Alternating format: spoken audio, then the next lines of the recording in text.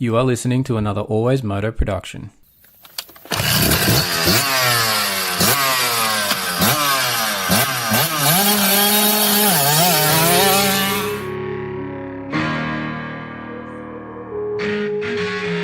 The AlwaysMoto podcast with your host, David Hogan. We talk moto events from around the world. All the injuries, all the training ins and outs, the bikes, parts and gear inspections. The results, we interview your favourite riders. It's the AlwaysMoto podcast. We occasionally have some coarse language and the odd stuff up along the way. If you don't like it or you don't agree with us, turn it off right now. I'd like to remind you that he is not a doctor.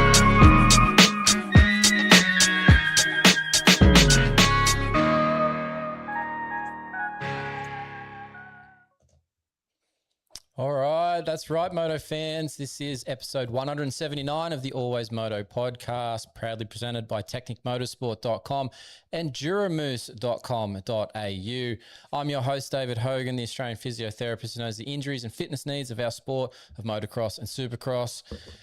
And we are going to go through everything and anything moto here because it's Always Moto on the Always Moto network. This week's show, we're going to cover some SMX 2026, what's been going on so far.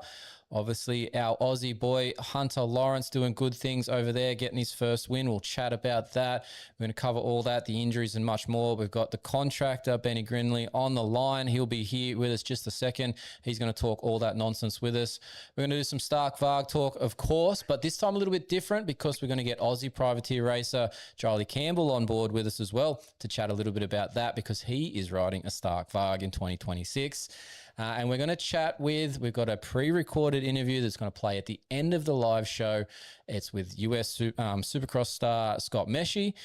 You might not have heard of him yet. If you haven't been paying attention to the LCQs, you might not have seen him, but he's the number 411. We've had Scott on the show previously. Good bloke, good interview. And there's plenty to catch up with him about. So we've got plenty to talk about there on the show. Now, what do factory teams like Honda, Kawasaki, Suzuki, Yamaha all have in common? Well, they're using KYB or Showa suspension, and they service them with genuine parts and accessories. Now, KYB and Showa have an Australian distributor, and that's technicmotorsport.com. They are in Sydney. So why would you use non-genuine seals, wipers, bushes, and other consumables when the genuine parts are available, perform better, and usually only 1 day away with shipping here from technicmotorsport.com. That website there is the place to go to for all those parts, from seals to fork tubes. They've got A-kit suspension kits for both KYB and Showa. If you use the Find My Bike tool, you'll be able to find all the products that are available for you. There's new products being added all the time. If you're not in Australia, that's okay. Technic has a currency converter, a shipping calculator, and they ship daily with DHL to most countries. So check out technicmotorsport.com. Of course, don't forget our other sponsors, duramoose.com.au. I've got the Duramooses in we had them in the Stark. We've got them back in the Sherco, and we're going to have them in something else we're going to talk about shortly here very, very soon. That's coming up that I'm excited to announce as well. And we'll drop that later in the show. But yeah, the Duramooses are going well. If you haven't seen my video about ripping a knob off the tire and being able to basically touch the tube inside, and I didn't have a flat, I rode that thing. I didn't even know it was a problem until I was changing the tire. Check that out. But their Duramooses are good quality stuff. Also Pivot Pegs, competitive edge performance, and of course Tech 167 3D printing. They'll print up anything cool for you pretty much. They've got great threaded funnels, lots of little parts and bits and pieces for your workshop and your jobs in terms of maintenance on the bike. So check out Tech 167. Of course, we've got our t-shirts available as well. They are $25 plus postage and handling. This one right here that I'm wearing is what you would be getting there. We had our little man, Henry LeConte, over the weekend send us a photo. If you didn't see our story, he had his shirt that he was rocking at the races on the weekend. Thank you, Henry. So awesome to have those out. They are $25 plus postage and handling. If you want one, info@alwaysmoto.com. T-shirt order in that subject line of the email, and we'll be in touch about payment via PayPal. Now, maybe you don't want a t-shirt, but maybe you just want to support the show. PayPal, our links in our bio to our PayPal account. You can just do a donation there, which we would greatly appreciate it. Now, of course, all those links, some discounts. There's discount code for Duramoose. They're all available via the links in our bio on our social pages or in the notes below the YouTube live stream. You can check those out all there. All right, let's get the contractor into the show. Here he is. G'day, Benny. How are we doing this week, mate? I'm all right. What's going on, Dave? Oh, not much. I see you added the hat partway through there, and I can see the tags hanging out the side, mate. So just make a readjust, all right? Forgot it. Come on, get yourself in order. We've got to get this right. Here we go. But yes, yeah, it's nice to have you back on the show. But yeah, get the hat straight. There we go. Now we're looking much sharper. Nice work. All right. How's the week been? I see you're ready for another show, mate. Yep, we missed out last week. We had a little break, so it's good to get back into it this week.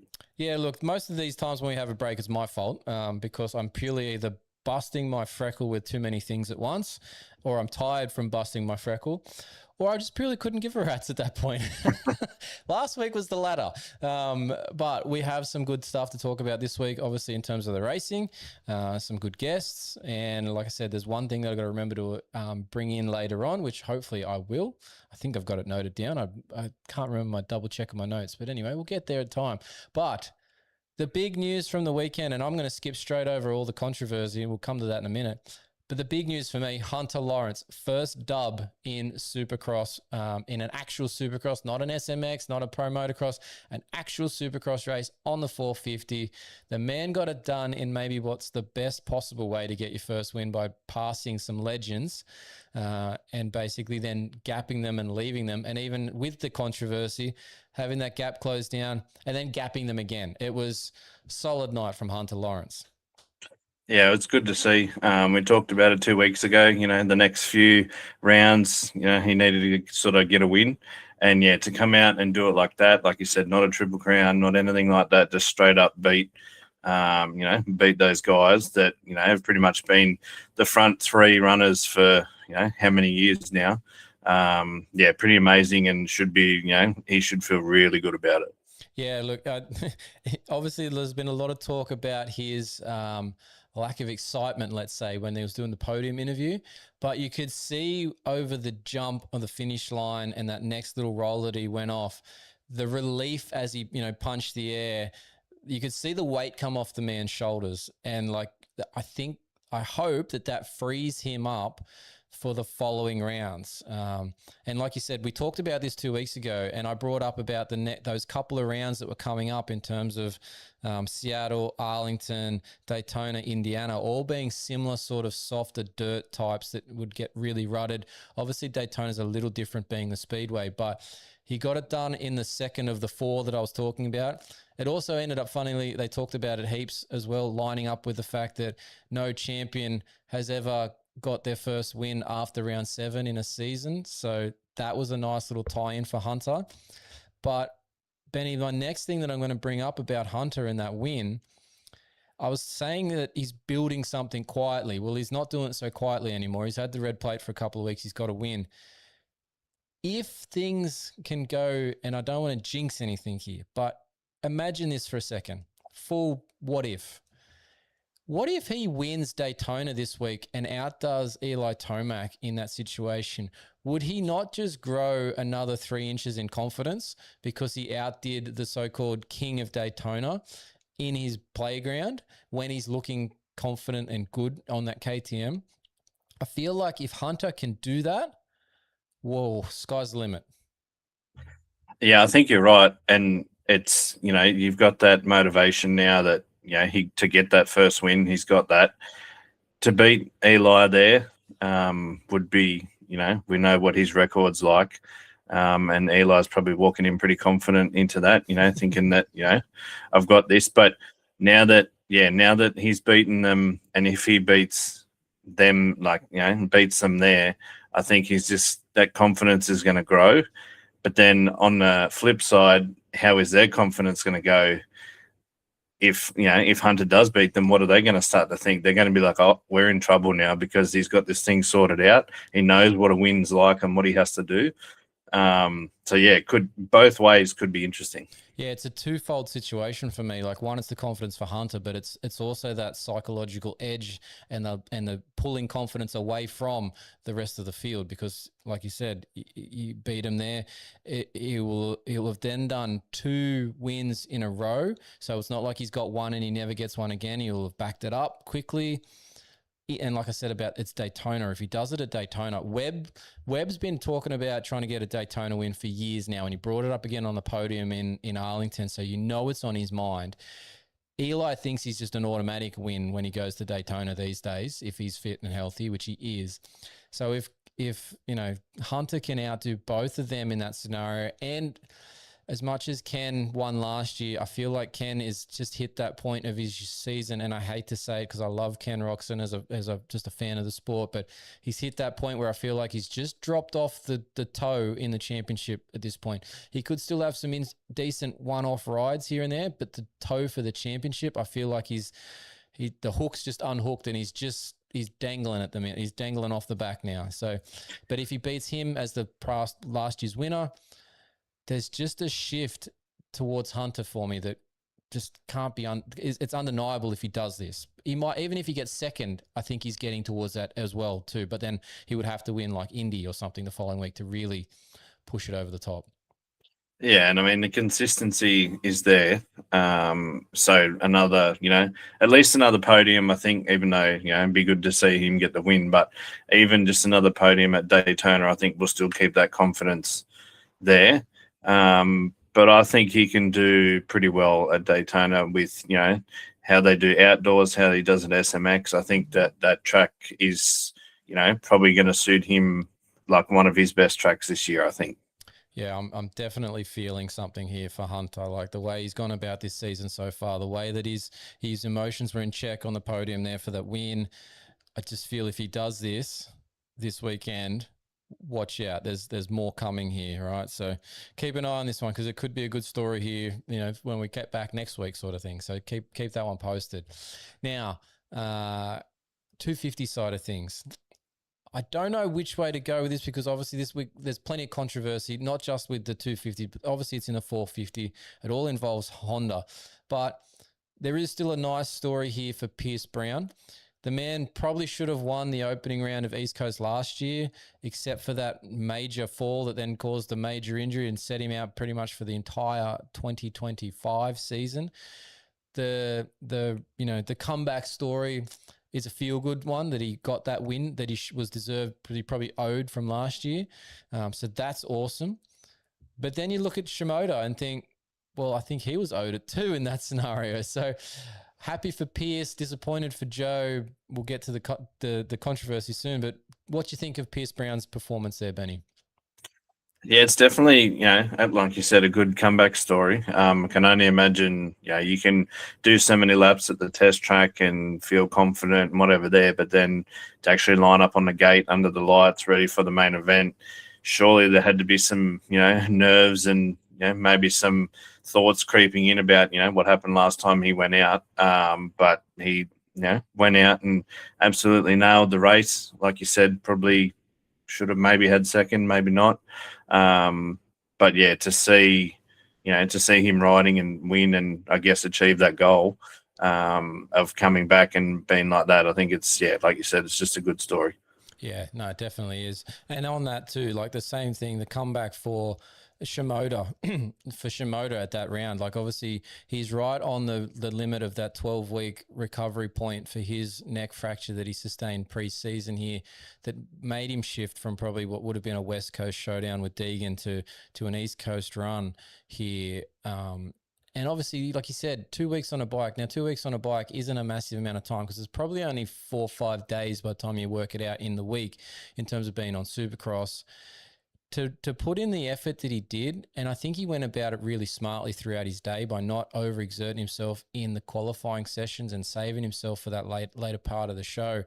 And then pulling hole shots like nobody's business as well to make it easier on himself. Pretty impressive performance from Shimoda, given the fitness point that he's at in his recovery. I feel like there's more there for him, but I wonder where that will fit when we talk about the next guy coming up here. But for Shimoda, very impressive night. Yeah, I definitely didn't expect that. He wasn't, maybe third or fourth is what I had him picked at, but definitely not that sort of performance. He'll be pretty disappointed with how things have played out. But for him to, like you said, just come back, whole shot, ride like he did, same thing. He's got to be happy to have achieved that. And, next week, the weeks after, he'll get better on the bike. And towards the end of the championship, I'd say, he'll be right in there. Yeah, I feel like he's going to be a close combatant for this championship. But the man that I think, if he can figure out how not to lock handlebars and run up the inside of people on the start and put himself on the ground, holy smoke, the whoop speed for Cole Davies in a set of destroyed whoops that made everybody else look like amateurs out there. Cole Davies is a man with some serious skills in the whoops, and what he had last year was good. What he showed on the weekend just gone, he definitely hasn't lost it. If anything, he's probably gained more. The speed out of that man is scary, the potential that he could have here in the next few weeks. If he can get, those whoops dialed like that every week, holy smoke, is he going to be good? Yeah, and we saw how fast he was last year, like you said. But I think that was, that bit of footage that we saw during the race that was, double that speed. So everyone's going to have to pick their game up if they want to even, come close to him in the whoops. But then even if you get out to a lead, and he's not far behind, it's not going to take that long for him to catch up and going like that. No, and he was blowing by guys, from last to fifth was pretty impressive, and I reckon he was probably only a lap or two maybe from getting himself to potentially on the podium there, because he was just off the back of that group by a couple of seconds for the top three there. So yeah, not far away from making it all the way back, which would have been super impressive if he had pulled that off. But yeah, look, I think the other part of this too, it was pretty funny, the comments from Chad Reed after the race as well about the whoop speed and about how the whoops is an integral part of Supercross and the skill that you need to have to be a good Supercross rider. Obviously, that man can ride Supercross whoops and nobody can argue with him. And I have to agree with him that I think that this is a skill that if you can blitz whoops that are that destroyed, there's not much going to stop you from winning a race, really. And you got to think too, for a lot of these guys, they don't blitz at that point because there's a fear factor, right? How fearless is Cole Davies? Jesus. Yeah, well, if it could end up very bad at that speed, if you drop it in and miss one and end up falling off at that speed, it's going to hurt. But it's just, one of those things is, Reed's always said that the whoops are, like you said, you need the skill and they're the integral part of it. But yeah, so many of them just decide to jump within the second lap, third lap. It just, shows the difference of skill. Yeah, no, definitely. Now let's get to that stuff that everybody's been talking about, the controversy here for the week, and obviously the red light, red flag, or red cross flag situation. I feel like Honda is very dirty on the AMA at the moment. Obviously, both these scenarios have impacted what points lead Hunter Lawrence could have by not having, second, third, fourth docked for that in terms of losing some championship points. And then obviously losing the potential win for Joe Shimoda because he did what he did because the lights were going. So Honda's got a fair case here. And obviously their press release that they've put out, they're standing behind their position as well. Haven't really seen that from anyone before, Benny. It's an interesting take that they're really basically, I gather they're fed up with the way the rules have been implemented in recent times towards their team specifically. Yeah, and I think they've got every right to. I sent the photo in our group chat of 2024 St. Louis Triple Crown. Jet, the flag was out exactly the same as the picture of, everyone should have seen it, of Tomac jumping, the exact same thing, and Jet was docked for that. And then we're just not going to, not dock Eli or, Kenny or Webb. Like you said, would go from 4 points to like 9 points, I think, for Hunter in the championship, leading by that much with the difference if they get docked. And then, for Joe as well to miss out on a win that way, it just hasn't been good to Honda at all. And I think they've got every right to be pretty pissed off. Yeah, I just can't. I can't believe like the Joe one. There's some weird bits that have been reading throughout the rule book and how these things have been communicated to the riders about these being lead lights, as in like it's a pre-warning to a flag. That's confusing as crap. And I think Jason Thomas said it best on one of the review pods that he's on about. There's too many layers to this for to expect the rider to be able to understand it when they're in the heat of battle, it's got to be simpler. So JT's comments there is all needs to be said in my mind. But the Hunter one, like the Hunter rolling and then the guys not doing the Red Cross one, like they basically almost hit that Red Cross flag. They were that close to it. And those rules have to be implemented. I don't know how AMA can go, here's the footage, they jumped on the Red Cross. Whether the Red Cross was there in error or not, there was a Red Cross flag out. The guys don't know that it was in error, if it was put there in error. The rule says you can't jump on a Red Cross. And they've implemented that plenty of times in the past. So what has made this different? It's an absolute schmozzle at this point. So, yeah, and it's when you've got riders taking to social media and saying what the hell is going on, it's not a good look for AMA, Feld. It's not a good look for anyone. Well, the amount that have come out and talked about it too, like it's not just one or two. It feels like it's the whole field, and like the last 10 years of guys have been making comments about it on socials as such. So it's definitely sparked some interest. Yeah, and I mean that. Interest. Yeah, and I mean they've obviously had the same meetings that for the people not racing, like I think Mitchell Oldenburg came out and said something. He would have had the same, even though he's injured, he would have had the same meeting at the start of the year. All these riders have had similar meetings where all the rules would be the same, and it's just throwing the rule book over the shoulder and see you later. Yeah, look, whatever they do, there's gonna be some fair discussion. You would think they'd need to jump in front of this on Race Day Live this weekend and make some explanation to prove why, and either that or then show that there's an error in the rule book or in the process and that they're changing it immediately. Because I don't know how they walk away from this and get a good vibe from it from the rest of the field. So, and then not have issues the next time this happens, right? The next time a Red Cross flag is out and somebody jumps on it, they can't penalize them in my book. Like they have precedent now that they haven't been penalized. So they've made a balls up in my opinion. So let's see what happens, because there's going to be a lot of talk about this moving forward, right? Yeah, well, you can imagine what it'd be like if, it was round the other way and Pierce got second and Joe got first. You can imagine what Yamaha or Star would be like if it was the other way around. It'd be the exact same thing. They're probably sitting there, rubbing their hands together because they've got away with this one. But yeah, if a shoe was on the other foot, it would be the exact same story, if probably worse. Yeah, no, look, it's yeah. I think in that scenario, any team that loses out on that one would be pretty well, and this is my description, pissed about the situation, right? And rightfully so. Obviously, I'm kind of impressed with the way that Honda and Lars and a couple of other guys that have come out with statements from Honda, the racing program there. It's been a very measured, controlled, aggression to the situation without, saying anything dumb, calling anyone an idiot. It's been very measured. So I'm glad. The professionalism of Honda is showing through there, right?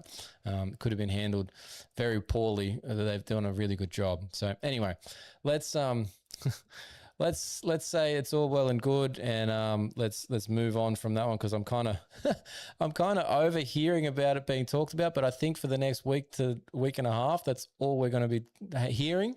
So we'll see how that goes. But this is the situation we've managed to land ourselves in. So anyway. Anything else from the weekend grabbed your attention, mate? Obviously, the East Coast opener. Anyone stand out for you in terms of different performances or lack of performance that we might have not covered so far? Yeah, I was a bit disappointed with Seth Hammaker. I thought he would be a bit better, especially after the run he went on last year.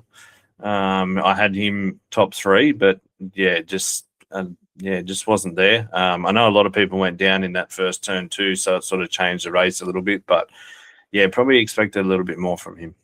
Yeah. Kind of agree, but obviously the fact that he's coming back off the shoulder repair during the off season, maybe like a fourth in the end is an okay result. He did get lucky in that first turn. Maybe that spooked him enough just to ride in a solid result. But yeah, there's probably more in Seth, and maybe we see that next week. Obviously, Daxton Bennick as well popped up for me. But the one that I sort of thought you might have popped up, the Aussie man that joined Team PRMX, Luke Clout. Not sure what to make of that weekend. Qualifying was Luke Clout-ish, but the racing was not. Yeah, I think that was next on my list. He got caught up in that first turn pile up, which is not ideal. Got back up a little bit, and then I think he got as high as 15th, I think I saw, and then ended up back in 17th, and that, I guess, is sort of where he stayed. But like they said, he said he's only been on the bike for a week or 2 weeks, whatever it's been, not a lot of time. So maybe this, give him a bit more time, he should be all right. But yeah, I think the switching 250 to 450, again, we've talked about it. It's not ideal. He did do some, World Supercross races or whatever, or the Paris or German Supercross on the 250. But yeah, I think he's just better suited to the 450. Yeah, no, I'm with you on that one. I think he's at that point where he shouldn't be going back and forth. He's a 450 guy now, and it's hard to take that step back to be that aggressive rider that you need to be for a 250. But the other part that I think was a bit interesting with Luke for me watching it was, and it came back to one of the videos and one of the interviews that I did with him during Redcliffe in our Supercross season and the last year about whoop speed and comfort in the whoops, and how when he even himself, if you go back and check our interviews, I think it was night one, so round one interview that we did post race with him, and it's on our socials as well as a video about him and Dino's the speed difference. But Luke said about that, like, it's fine for the Aussie guys when the whoops are big and round, but as soon as they get cupped or rutted, that's where they start to struggle in. And obviously what we saw in Arlington was probably the second half of that being all just destroyed, rutted everywhere. And there was, I can't remember when it was, but he was on screen at some point, whether it was the heat or the main, and you saw the speed that he was going through them. It wasn't like what you would expect him to be if that was an Australian Supercross track, right? So comfort in the bike might have been one thing, comfort on the track might have been another, confidence in that scenario that he said he potentially lacks from our previous interview. Didn't all add up too well, but obviously he's going to have to learn how to ride that sort of track scenario because he's got Daytona, he's got Indy coming up. Potentially both of those are going to be worse than what Arlington was. So he's going to learn how to do this hopefully sooner rather than later. Yeah, I think it was in one of the heat races. He was basically just rolling it with that, right on the bubble of the transfer spot as well. Luckily he kept that, but yeah, that was not a good look. No, like I said, it might come down to all those other parts too in this puzzle, being comfort and confidence and bike time and all that sort of stuff. So hopefully we'll see something better. But yeah, I just thought it matched up to the comments from previously that we got from him direct. So yeah, interesting time there.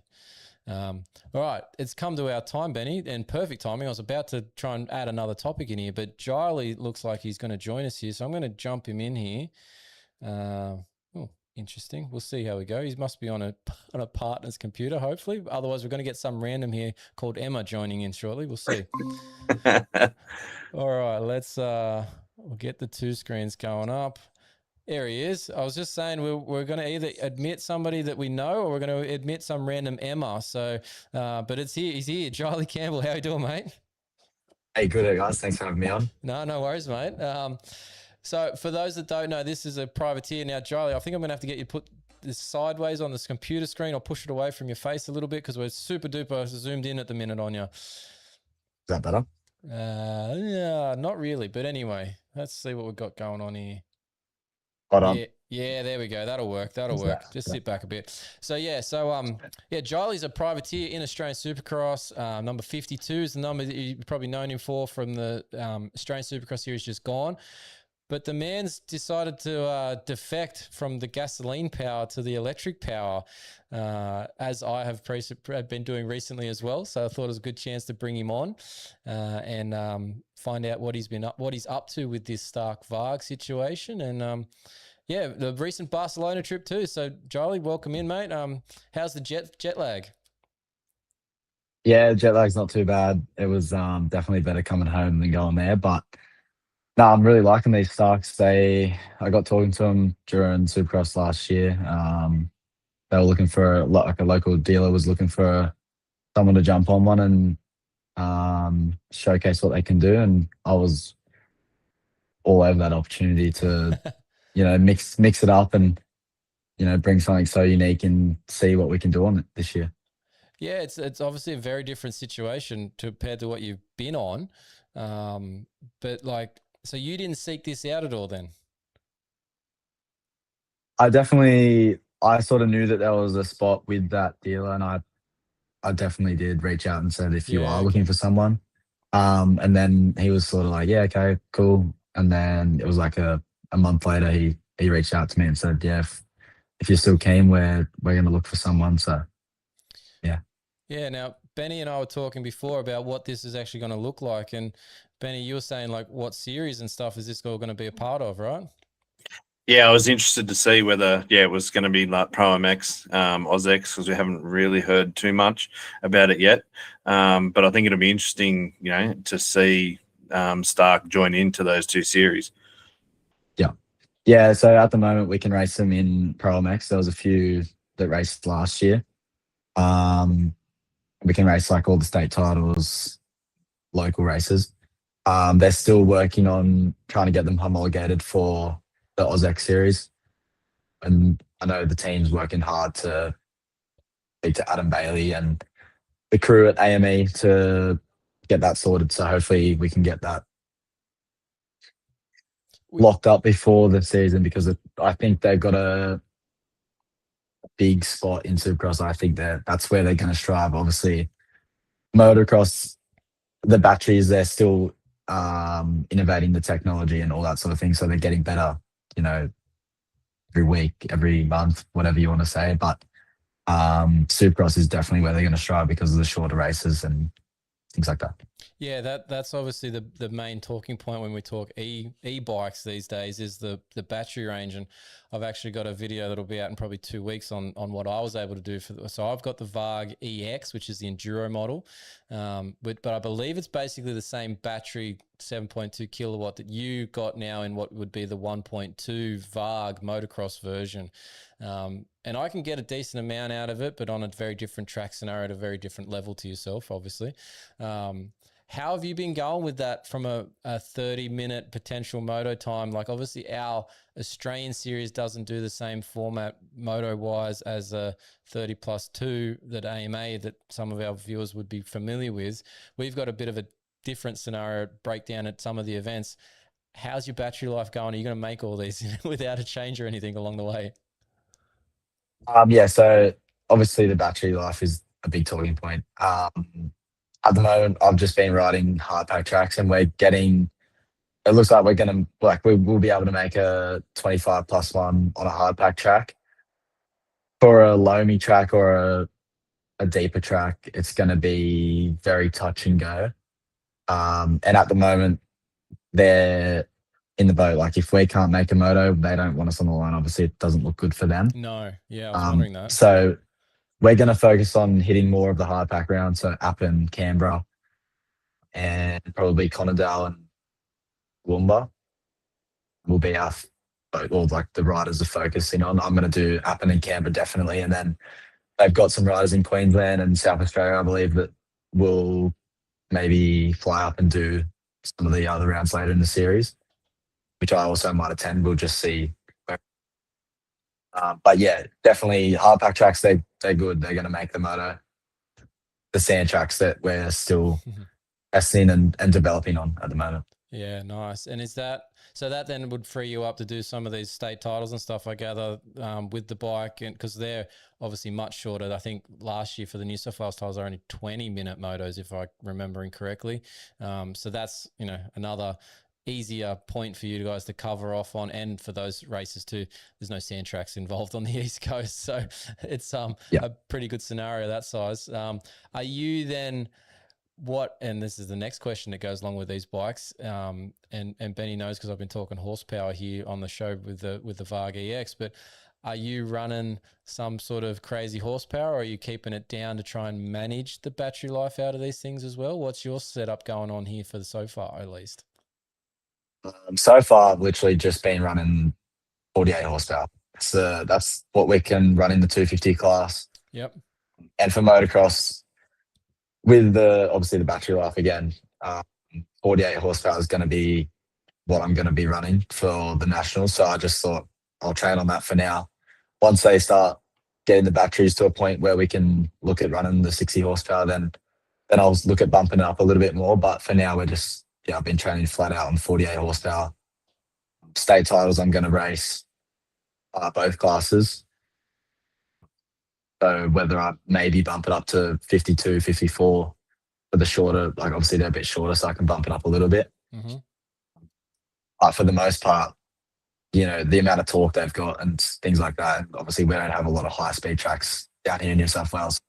48 horsepower should be enough to be competitive with the 450s anyway. Yeah, fair enough. Interesting. Have you checked into the stats on the Arkenstone phone on the dash after a moto to see how close you've gotten and how frequently you've gotten to that cap of 48 horsepower? Because I was super curious about that when I was riding it, and then I was sort of disappointed in myself that I only got there a couple of times across a ride. Like it wasn't as, you're not using it the high horsepower as often as you think you are. Yeah. I haven't looked a lot into the stats, but I know, like, just briefly looking over it, I ride Campbell a fair bit. It's probably been my local track this off season, and I've definitely hit it a fair bit for a moto. So, like, obviously it's got some elevation, hills and whatnot. So you definitely do use that power up hills. So yeah, no, I've been using it all. Yeah, nice. Benny, what's your thoughts on the Stark being on the line for like the state titles and stuff this year? Yeah, I think it's good. I'm interested. So obviously you had been practicing on tracks and have other riders around you and whatnot. And we've sort of heard that Starks can sort of come up behind people and scare them, and they're not ready for them. Have you had that where you have come up behind someone and it's sort of, freaked them out or caught them off guard, and then they've nearly either run into you or they've crashed themselves because of that? Yeah, I've definitely had a few close encounters this off season with nearly getting taken out just because people can't hear you there. And people probably hate me, but I've been, honestly, like, after the first weekend, I just started yelling at people because they just can't, they have no idea. Yeah. And obviously, without sounding like an idiot, like, I'm going pretty quick. So I come up on people quicker than they expect. So even if you get a 180 corner, they look and see you that you're there, but we catch them like so quickly that they just don't expect that you're going to be there. And next minute you jump beside them and they look next and they're like, oh, Jesus, I didn't know you were there. Yeah. So yeah, I've definitely probably scared a few people, and I've had some close calls with run-ins, but we're going to look at possibly, I spoke to them when I was in Barcelona about getting the horn or even running the EX mapping switch just so I've got the horn option there. So that's definitely something we're looking at. That thing's quite loud too, actually. I've scared the crap out of my kids with it. So the horn on that EX is very loud. Yeah, the bikes we had in Spain had the EX switch on them. Yep. But at the same time, sometimes when you got a 250 on the limiter, they're not going to hear it. So you just got to time when you hit the horn.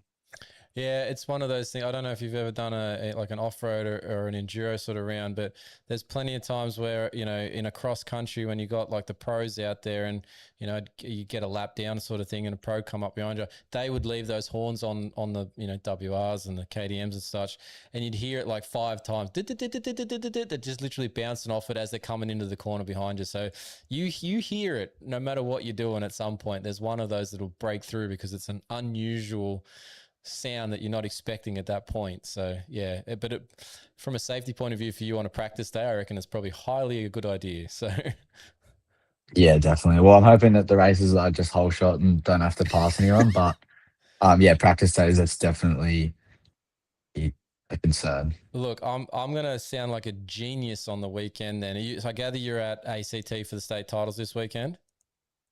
Yeah, I'll be there. All right, I'm going to sound like a genius because I'm going to call you for the whole shots before the races even start. And when you pull out, because I know the Stark is capable at this point, right? Like there's lightning fast. Yeah, I'm going to hopefully look like a genius on the commentary call for the YouTube stream. So hopefully, fingers crossed, you get a good start. Otherwise, I'm going to sound like an idiot. Yeah, I'll try not to let you down. I can't promise anything, but that's what we're aiming for. That's what we want. We want to look good, right, Benny? That's all right. I'm going to hold you to that. We'll see. So now, look, I want to talk to you about the Barcelona trip because one, I've done it. In terms of we did the media day when they first released the bike back in 2022. I think if I'm getting my dates right. And you know, had a good time. The guys that are part of the crew over there, obviously we had a lot of them there because it was the release from a media point of view. So we met a lot of them.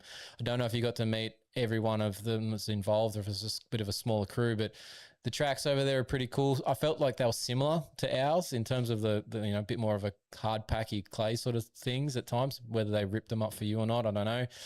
But it was still an experience, and to be able to be a part of it and see where it all comes from and just understand more about the brand was really cool. Did you get to do that sort of stuff too? Like, did you get a factory tour? Did you meet Anton or Ben from the marketing side of things, or even Paul, the head engineer guy?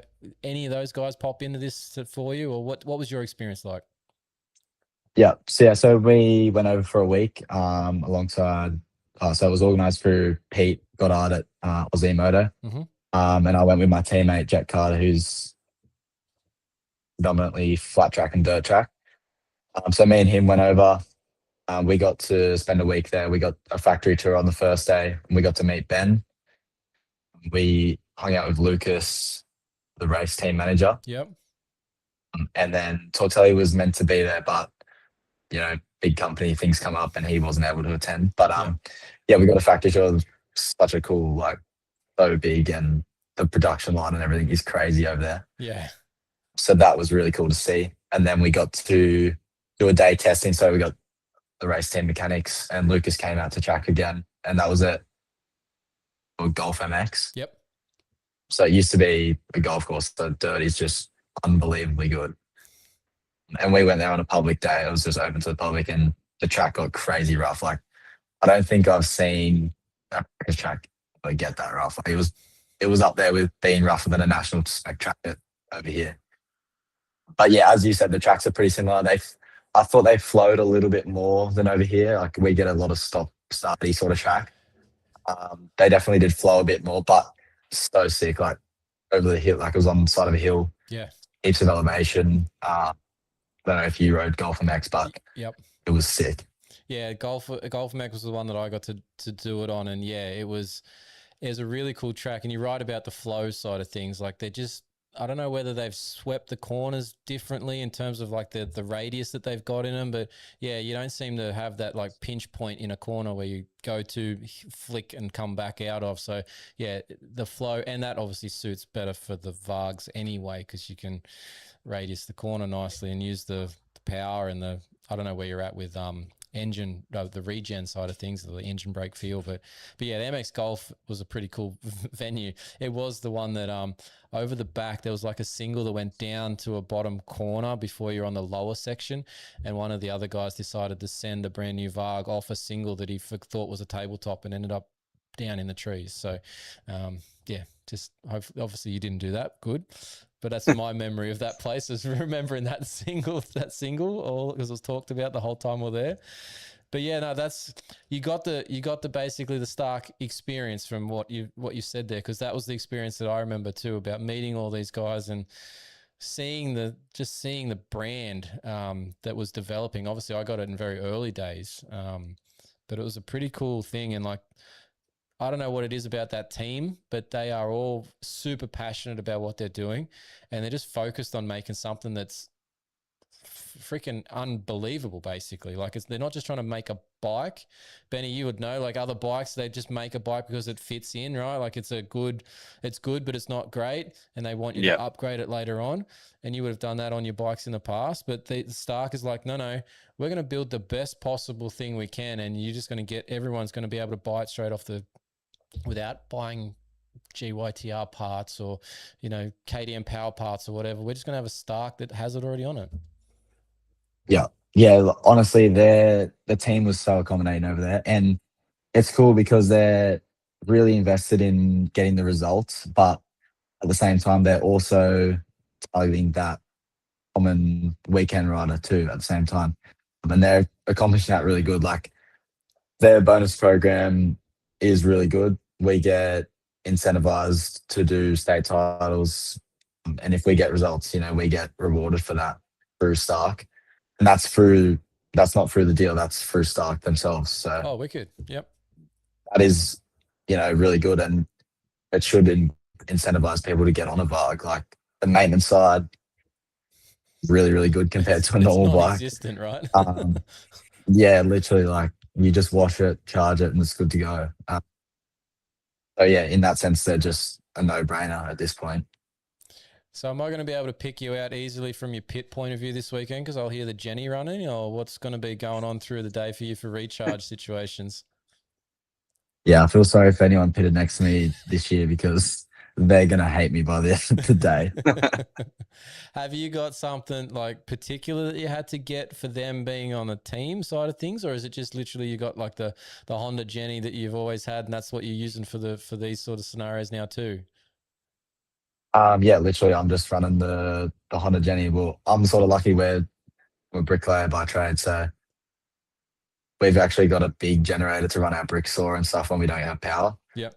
So luckily, I've got that in the shed that I can put in the trailer now, and that's been running the Vargs, which is good. It charges both of them at the same time, which is handy because state tires racing 2 classes, I'm going to need to give them both. Yeah, it's going to be that's going to be a full-time job trying to keep them plugged in and whatnot and off. I hope you've got a hand person coming, like a pit person to come and sort you out there as well. Yeah, I got mum and dad coming down, so they'll be on the charging duties for sure. Yeah, nice. So what about the bike setup? I noticed in one of your pictures, and Ben's probably had enough of me saying about how good the rear brake on the hand is. You don't have that on the picture that I saw, mate. Nah, I'm just running the foot brake at the moment. I did when I was in Spain try the handbrake, but at this point, like I could do it. I could pay myself to use it. But at this point, it's just, we're so close to the season starting, and I'd have to probably take a good 2 weeks to really get the same feeling in my finger that I do with my foot.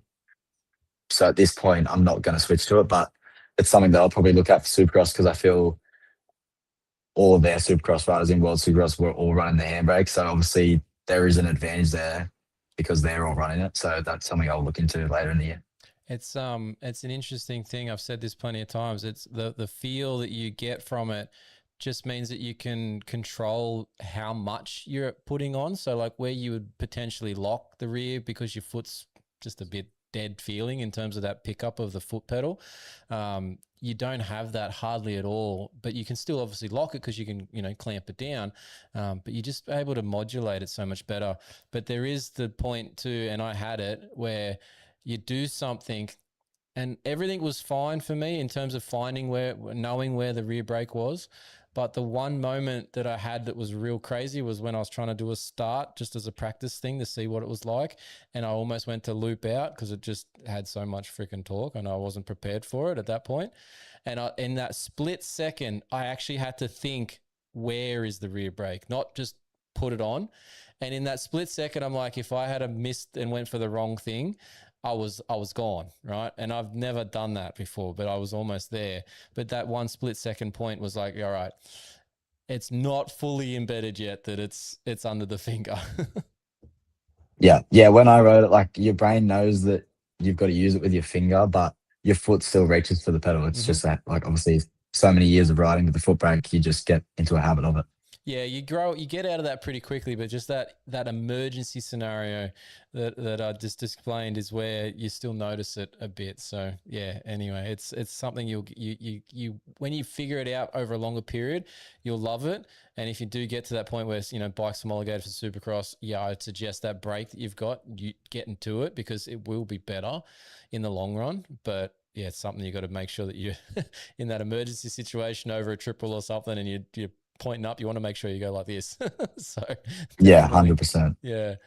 Benny, you got any other questions for him before we let Jyle go tonight? Yeah, just one. How long did it? So obviously, you've been riding petrol, all that. How long, and like normal bikes, how long did it take to adapt over to the Stark from your previous bike? So I actually had a mate with one that I rode on and off last year a little bit. He was getting prepared, Look, Benny. He knew what he was trying to get into. I was just riding it for a bit of fun, and when I rode that, I adapted to it pretty quick, and I was like, oh, this will be an easy change. When the opportunity came up, I thought, this shouldn't take too long. But once I got on it, and then you start playing with maps and everything, it definitely did take more than what I thought. And when you try and ride it as fast as what I don't know I'm capable of riding, but it's just like learning. The biggest thing for me was not having a clutch. That was the biggest thing to get used to, like learning to ride it a little bit differently to not rely on the clutch in certain scenarios. Yeah, that was definitely the biggest thing that I had to adjust to. But I think we're getting pretty close to say I'm not at 100% on it yet. I still think there's more room to grow, and race days, I'm sure there's going to be more learning to come with it. But for the most part, I'm pretty confident to go racing this weekend. Yeah, nice. Yeah. So I got one more for you because it's just popped up. I sort of mentioned it before, but the regen side of things, you being off a 4-stroke, I found from a 2-stroke side of things, I just went for none, right? And I love it because I roll into the corners and just can carry momentum. What have you done? What's your go-to for the regen side of things, that engine brake feel? Pretty much running none. Yeah, nice. Yeah. I'll ask you what what number are you running on the regen? 0. Oh, really? Yeah. So I obviously the standard map came in on the EX one, and it had sort of like it was sort of between 40 and 55 ish that at different points across the kilowatt that it kicked in at different amounts. And I started there and I'm like, oh no, I hate 4-strokes and engine braking. I just don't like that feeling of the bike going underneath me, because when I shut the throttle off, I want to still roll into a corner. So, and as soon as I was like, all right, I'm just going to I put it to 20, and I'm like, this is pretty good. But I'm like, you know what? Just turn it off. And I turned it all off everywhere. And I was like instantly like so much better. I'm just like, my corners were so smooth compared to what they were, because again, with no clutch and a finger brake to control myself, I could actually just brake for the corner like you feel like you should, almost like a road racer where you just would brake for the corner and then apply the throttle again and like roll the mid part of it. And it just changed my style so much for the better. So yeah, 0 across the board is my recommendation. Don't be scared of it. Go for cool. it. Yeah, no, so obviously by you saying that, you've obviously got the pro version where you can adjust the graphs. Yeah, so I've actually got mine set. It starts at 10 and then ramps up to 30 at the end of it. Yeah, so that was one thing that my wife, because she rides a 350 4-stroke, and she's done that on her own version of a map that we set in there as a custom one. She did that sort of like progression towards the end to try and help slow her down when she's going too quick into a corner, sort of thing, from a higher pace. So yeah, interesting. Everyone's going to obviously be able, the customization that you can do in that mapping with that advanced option there from the subscription that they have for the regular people. I don't know if you've had to pay that separately or it's just part of your team deal there, but that advanced option and the customization there, you can do just about anything you want with it. So you can make it feel how you want it to, which is cool. Yeah, it's good. Like, I'm still playing with the power side of it for different tracks. Obviously, it's easy when the track's grippy, you can just ramp it right up and give it hell. But when it's and I still haven't had enough experience on the wet tracks and super dry hard pack stuff, that I'm still going to have to play with that on race day as the track deteriorates. That's one thing we're going to learn. But yeah, the pro feature definitely gives you so much adjustability. Like you can make it feel exactly how you want it. And I literally I got a little coaching business on the side of what I do. And I jump on like 85s and stuff to do demos. And now when I jump on them, it feels like those have got so much engine braking because of how little I'm running on the Stark. Like it's crazy. So if I do get back on a combustion bike, it's going to be probably getting used to that engine braking again. Well, for me, so I'm about to give back. We've had a media bike for a couple of months now from Stark, and I'm about to give it back this week. And I actually picked up, and this is one of the things I'm going to announce later, but I've actually picked up a 4-stroke as the next media bike. And again, not being a 4-stroke guy for a long time, for a long period, I've ridden them a day here or there. But going from the Stark to this 4-stroke, I almost fell over the front of it when I shut the throttle off into the first corner. Like I just was not expecting the feeling that I got. And I was like, oh yeah, that's the thing. So yeah, it's going to be, hope I don't have to get used to it again. Hopefully Stark just keep hit me on and then I don't have to worry about it. yeah, hopefully it's just you're a lifer now, right? You've come in on the ground floor. You can work your way to the top. All right. That's what you want, Benny. He wants a factory Stark future ride for the rest of his eternity. Yeah, that's fair to understand too. Yeah. Hey, look, it wouldn't be a bad thing to be involved with for a long period of time because you would get an adjustment, in terms of how you ride, your technique and everything would just progress the longer you're with it.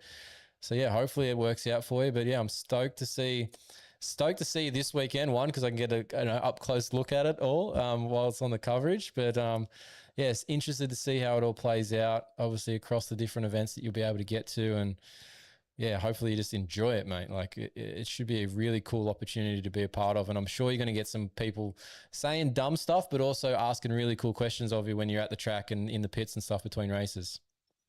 Yeah, there's always going to be those people that think the electric bike is beating in a sense, like, but as they say, if you can't beat them, join them. So we'll see how we go this weekend, and hopefully we can get a few more people on the start because that'll help my case. But yeah, no, I'm just excited to go racing, keep learning, and obviously the world is heading this way. So I think if you can start, I'm only sort of preparing myself for probably things to come. So we'll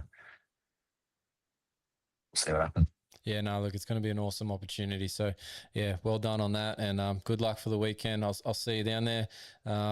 Appreciate you making some time for us tonight on the show on AlwaysMoto. Yeah, we'll let you go, mate. We'll talk to you soon. Awesome. Sorry, I was late. I clicked the wrong link. That's why I was not ready to go. But if you clicked the first one, I had to send you two. We were having a little tech issue before we hit start, and apparently I sounded like a robot, so we had to shut that one off and start again. So my bad, but no, we're all good, mate. No, all good. Thanks for having me on. Appreciate it. Sounds good. Thanks, Jyle. See you, mate. See you, boys. All right, that was Jyle Campbell, privateer from Australia, going to be racing the Stark Future in the Oz Pro MX for a couple of rounds, and obviously, like we're talking about the New South Wales Motocross state titles, we're going to be doing the YouTube commentary again. So we're going to have, like I said, Benny, hopefully I'm going to be able to say, hey, guess I know who's going to hole shot, and not tell him that anyone that he's on a Stark until after he's done 2 or 3 of them.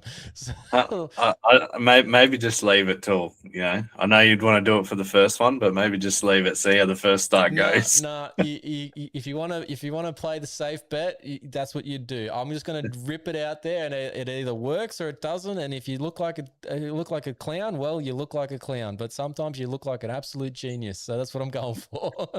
I'm going to be in the chat, and I'll just make sure that it happens. If it doesn't, I'm going to call you out in the chat. Oh, look, let's just see how that all plays out. Yeah.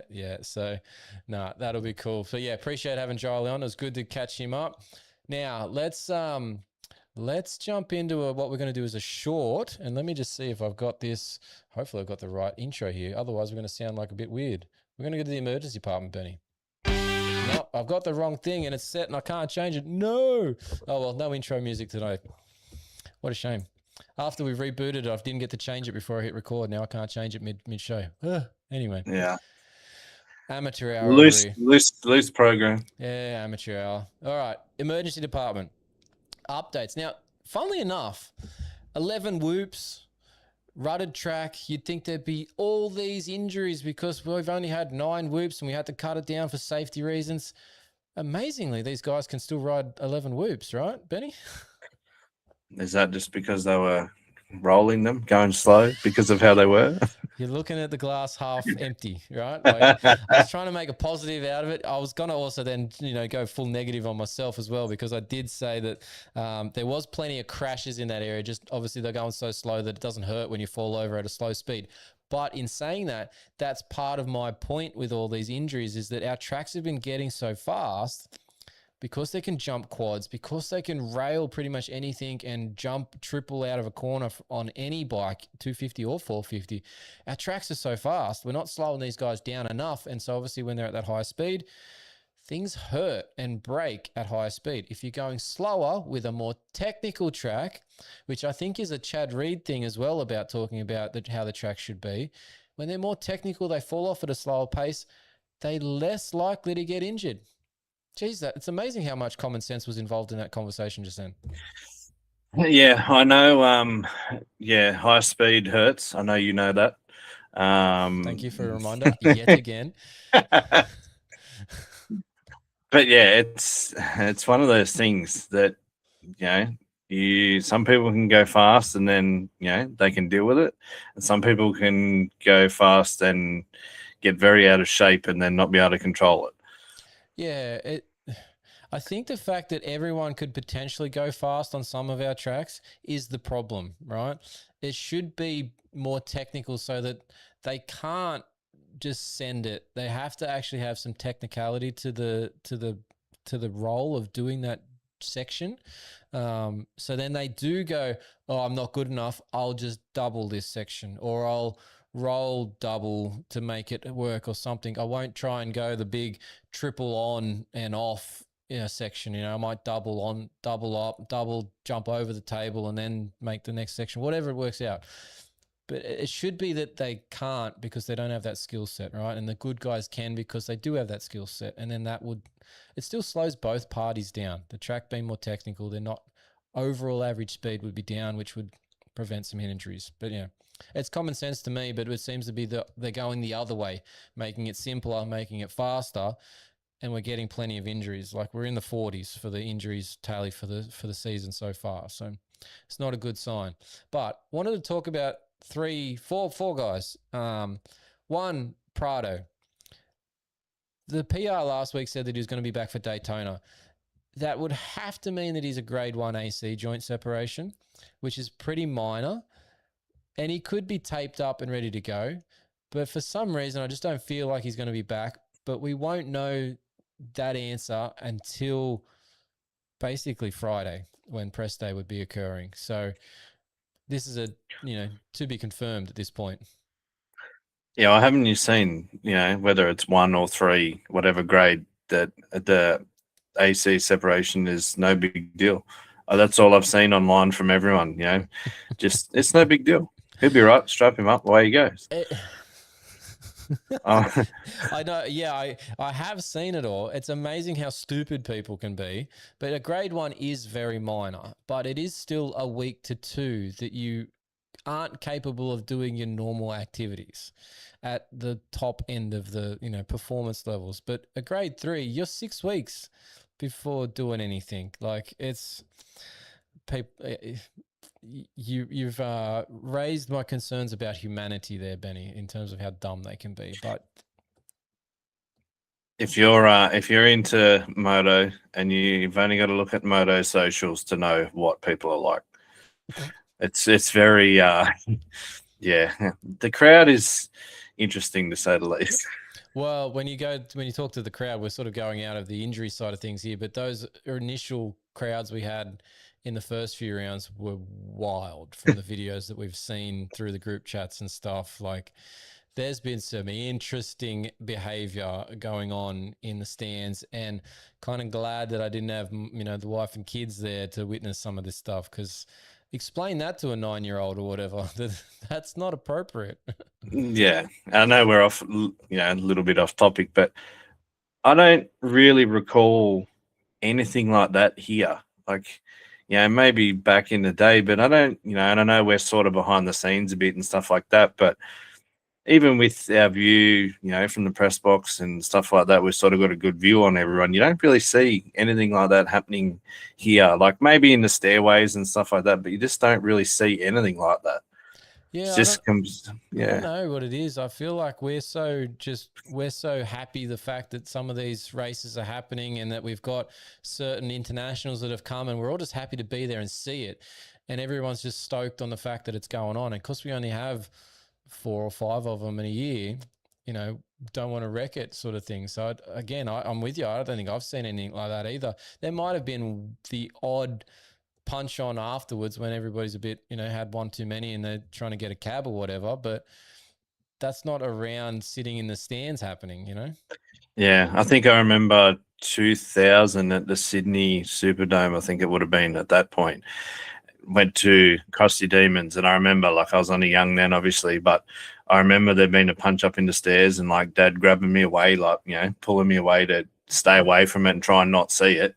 But yeah, really, that's probably the only thing I can think of that I've seen. That's a Krusty show back in the day. Yeah. You kind of expected that, right? That's a loose crowd there. You're right. It's interesting. So, but anyway, no. So back on the Prado there. Let's wait and see, but it is a minor AC separation, which means that ligament is partially torn, but not completely. So he could ride. It's just how much he wants to tough it out. We'll see. We'll wait and see. I'll hopefully get an update. I don't know if I'm going to get some of my updates in this week, Benny, because I'm going to be traveling to Canberra on Friday. So we'll have to see if I get my videos out at the end of the week or not, but we'll see we'll see what we can manage. Joe Shimoda. I saw this one on X.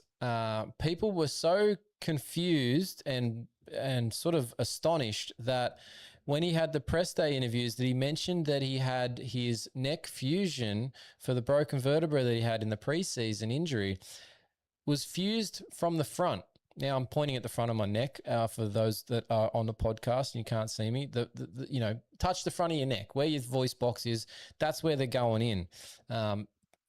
Now, people were shocked at then thinking, oh, why didn't they go in from the back? Your spine's at the back. Well, yeah, that sort of makes sense too, but it depends on the type of movement that's available at the joint, where the injury is that they need to work on, and what's going to have the best outcome afterwards. And also from a wound point of view, how they can best manage and heal the wound. The skin at the front is a lot easier to get through than the skin at the back. And yes, if you're doing a laminectomy, which is where they remove part of the bone from the backside of the vertebrae, they would go in the back. But because they were fusing and they were screwing 2 bodies of vertebrae together, they would go in through the front. Now, what shocked somebody when I put up a response to this on Twitter, X, I keep calling it Twitter. Benny, where are we at? Are we Twitter or X? What are we doing? Both. Doesn't matter. I think we have to go to X. It's been X now for probably a long time. Yeah, but it was Twitter longer than that. Everyone still says Twitter. New people say X. It's whatever. We know what we're talking about. All right, sure. All right. As long as whatever you feel. Okay. It could be the dickety doc, right? I haven't said that in a while. Yeah. Although if we're talking about those interesting moments from Supercross, it needs to be X. Okay. Good point. All right, it's X. Yeah. So on X, I made a comment back, and funnily enough, I did a quick Google because I know that I've seen when I was in the clinic side of things, and even with the setting that I'm in now, I still see some of the reports. But I've seen a lot of anterior approach for these sorts of repairs. And I thought, I wonder what the percentage of them is. It's actually 80% of the time they're going in the front for a neck vertebral fusion, which makes a lot of sense. Yes, you've got to watch out for your windpipe, and that's where some people can have a little bit of a croaky voice afterwards. That's also from the tube down the throat. So, we're crossing paths here. But the other side of it that actually works is the wound that I mentioned. Yes, the skin's tougher a bit on the back. When you actually cut through the neck, they actually will go, and through the front, they'll actually go horizontally across your neck. So they'll actually try and hide the wound in basically your fat rolls of your neck creases, Benny. Just so, just in case you're ever wondering what they're trying to do there, it actually aesthetically is nicer. It hides the wound better in the long run. Yeah, and it was, his scars pretty noticeable. I think I Not saw mine. that Not actually on the side a bit, wasn't it? Yeah, not many fat rolls on Joe's neck, like mine. But Athlete, yeah, no, but it's like later in life, as he gets older and creases a few more, it'll just yeah, blend right in, right? yeah, that's right. So yeah, no, it's interesting to see. But yeah, that's whatever gets them back quicker, and whatever makes it easier. Exactly, and that's where they're at, right? Like this is the best process for the recovery. It's also the most commonly done now, so the surgeons are more well versed in that approach. So it made sense to me. It didn't obviously make sense to anybody else that was listening from our general fan base. So thought I'd bring it up, other than just on the X comment that I put in there. So, and if you're not following us on X, I don't get on there too often, but when I do, it's usually with something hopefully somewhat intelligent. So anyway, and if not, it's really dumb. Just to match the rest of us. Christian Craig, Joey Savacci. Interesting. Both of the quad lock boys are riding through some fractures, which is interesting in itself. Joey with a broken big toe on his left foot, and Christian Craig with some broken fingers, pinky and ring finger, on, I believe it's his left hand, from that crash where Jason Anderson decided to throw his bike at the field and it managed to catch out Christian Craig. For Christian, it's obviously a bit more interesting because holding on to the handlebars is a bit more difficult to be done with this particular injury, but he managed one round to get through, one of probably the harder ones so far. So that was an interesting one. The higher speeds at Daytona will be interesting on his grip and whether he can maintain that as well through the night. So that'll be interesting to keep an eye on, and probably someone that I personally was staying away from last week from fantasy pick point of view. But Joey, you wouldn't even know that he's got the injury, despite the fact he's saying it's a bit sore when he shifts up gears, obviously, because he's putting load on that big toe. But other than a crash the other week, and a crash, in Arlington as well, but he's still got a 7th. Joey Savacci is riding exceptionally well with a broken big toe, with a fracture in his body, Yeah, and we sort of saw in World Supercross, towards the end how he was riding, and it's sort of carried over, and he's been, really good. And then you sort of hear he's got a broken toe, and you think, oh, he's probably going to fade back a little bit, a few positions maybe, but nothing's changed. It's he's absolutely killing it right now. Yeah, he's super solid at the moment, injury or no injury. So that's really, really cool to see. There's got to be like a career best result, which would be a 3rd position, I believe, for him. I think he's got a couple of 4ths now.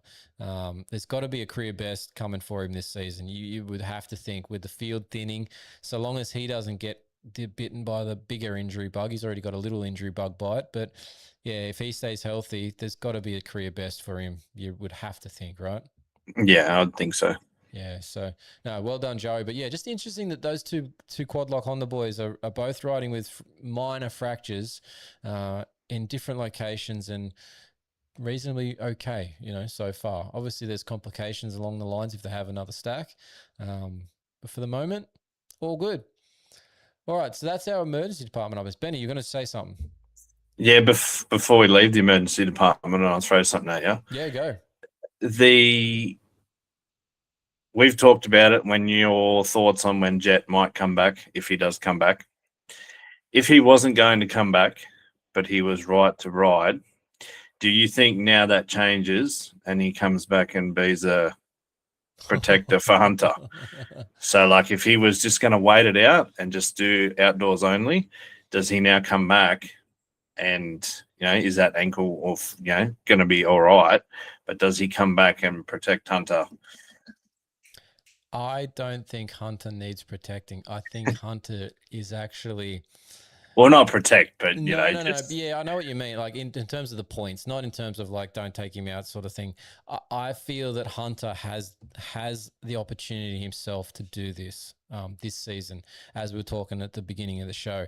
I honestly don't think that would make any difference. You might see him do it at like the final round or 2, just play back, and sit behind him for the result if they were 1-2 sort of thing.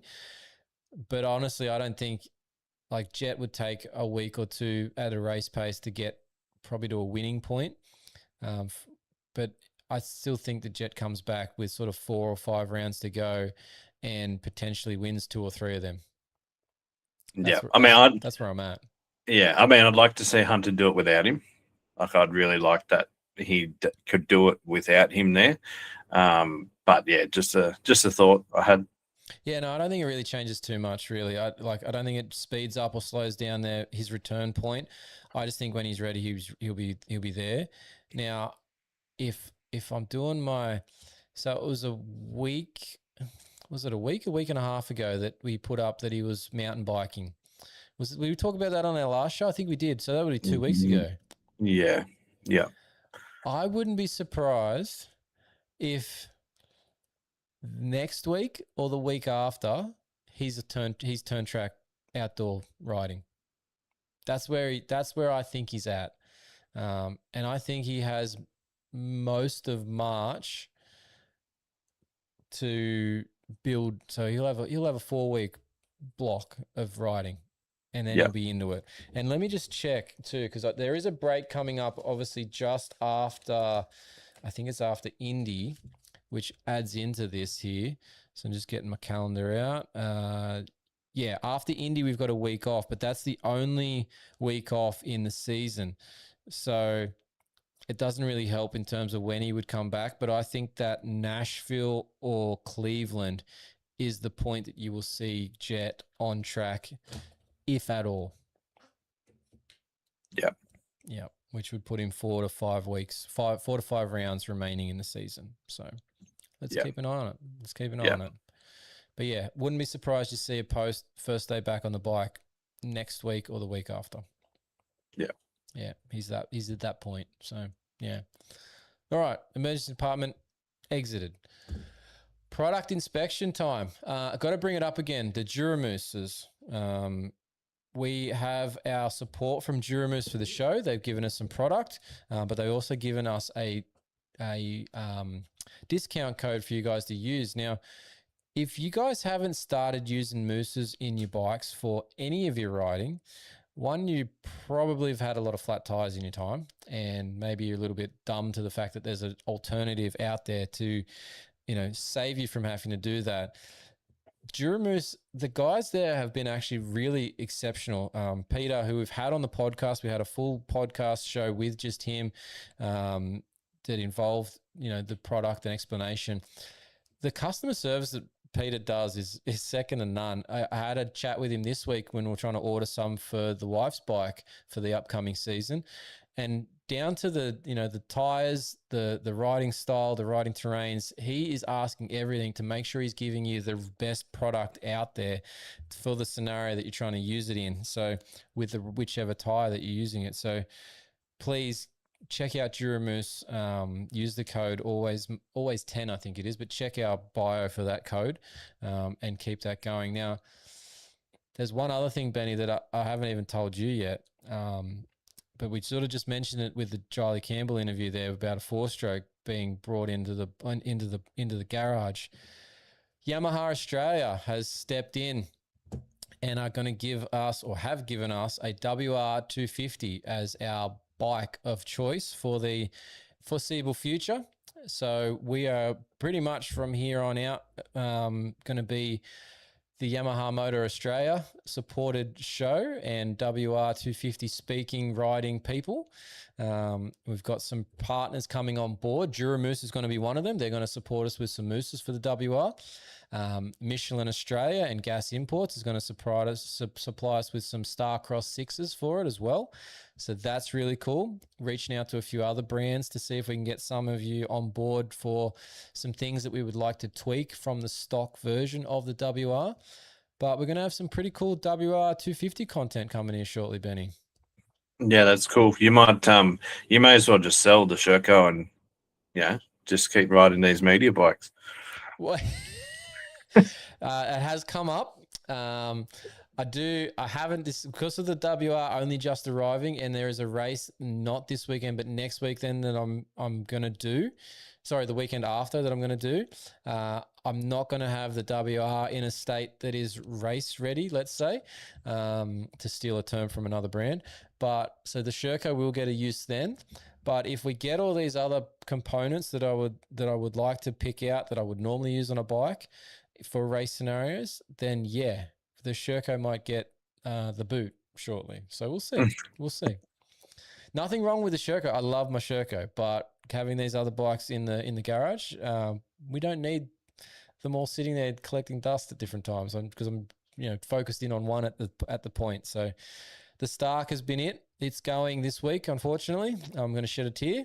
It's been an awesome time with the Stark Varg. Can't wait to get another one at some point. Hint, hint. Stark Future Australia. But yeah, the Yamaha will have to fill the void for the time being, and I'm sure it will. It's an awesome bike. So I'm looking forward to playing with the Power Tuner app, actually. So seeing what I can tweak there and if I can get rid of the engine braking feeling that we're discussing with Jyle as well. So we'll see how we go. Be interesting. Yes, definitely will be. All right. How to watch the race this weekend. Benny, over to you, mate. When are we watching the racing this weekend? 5 a.m. is the race day live, and I think it's 11 a.m. is the night show. Watch it on the app.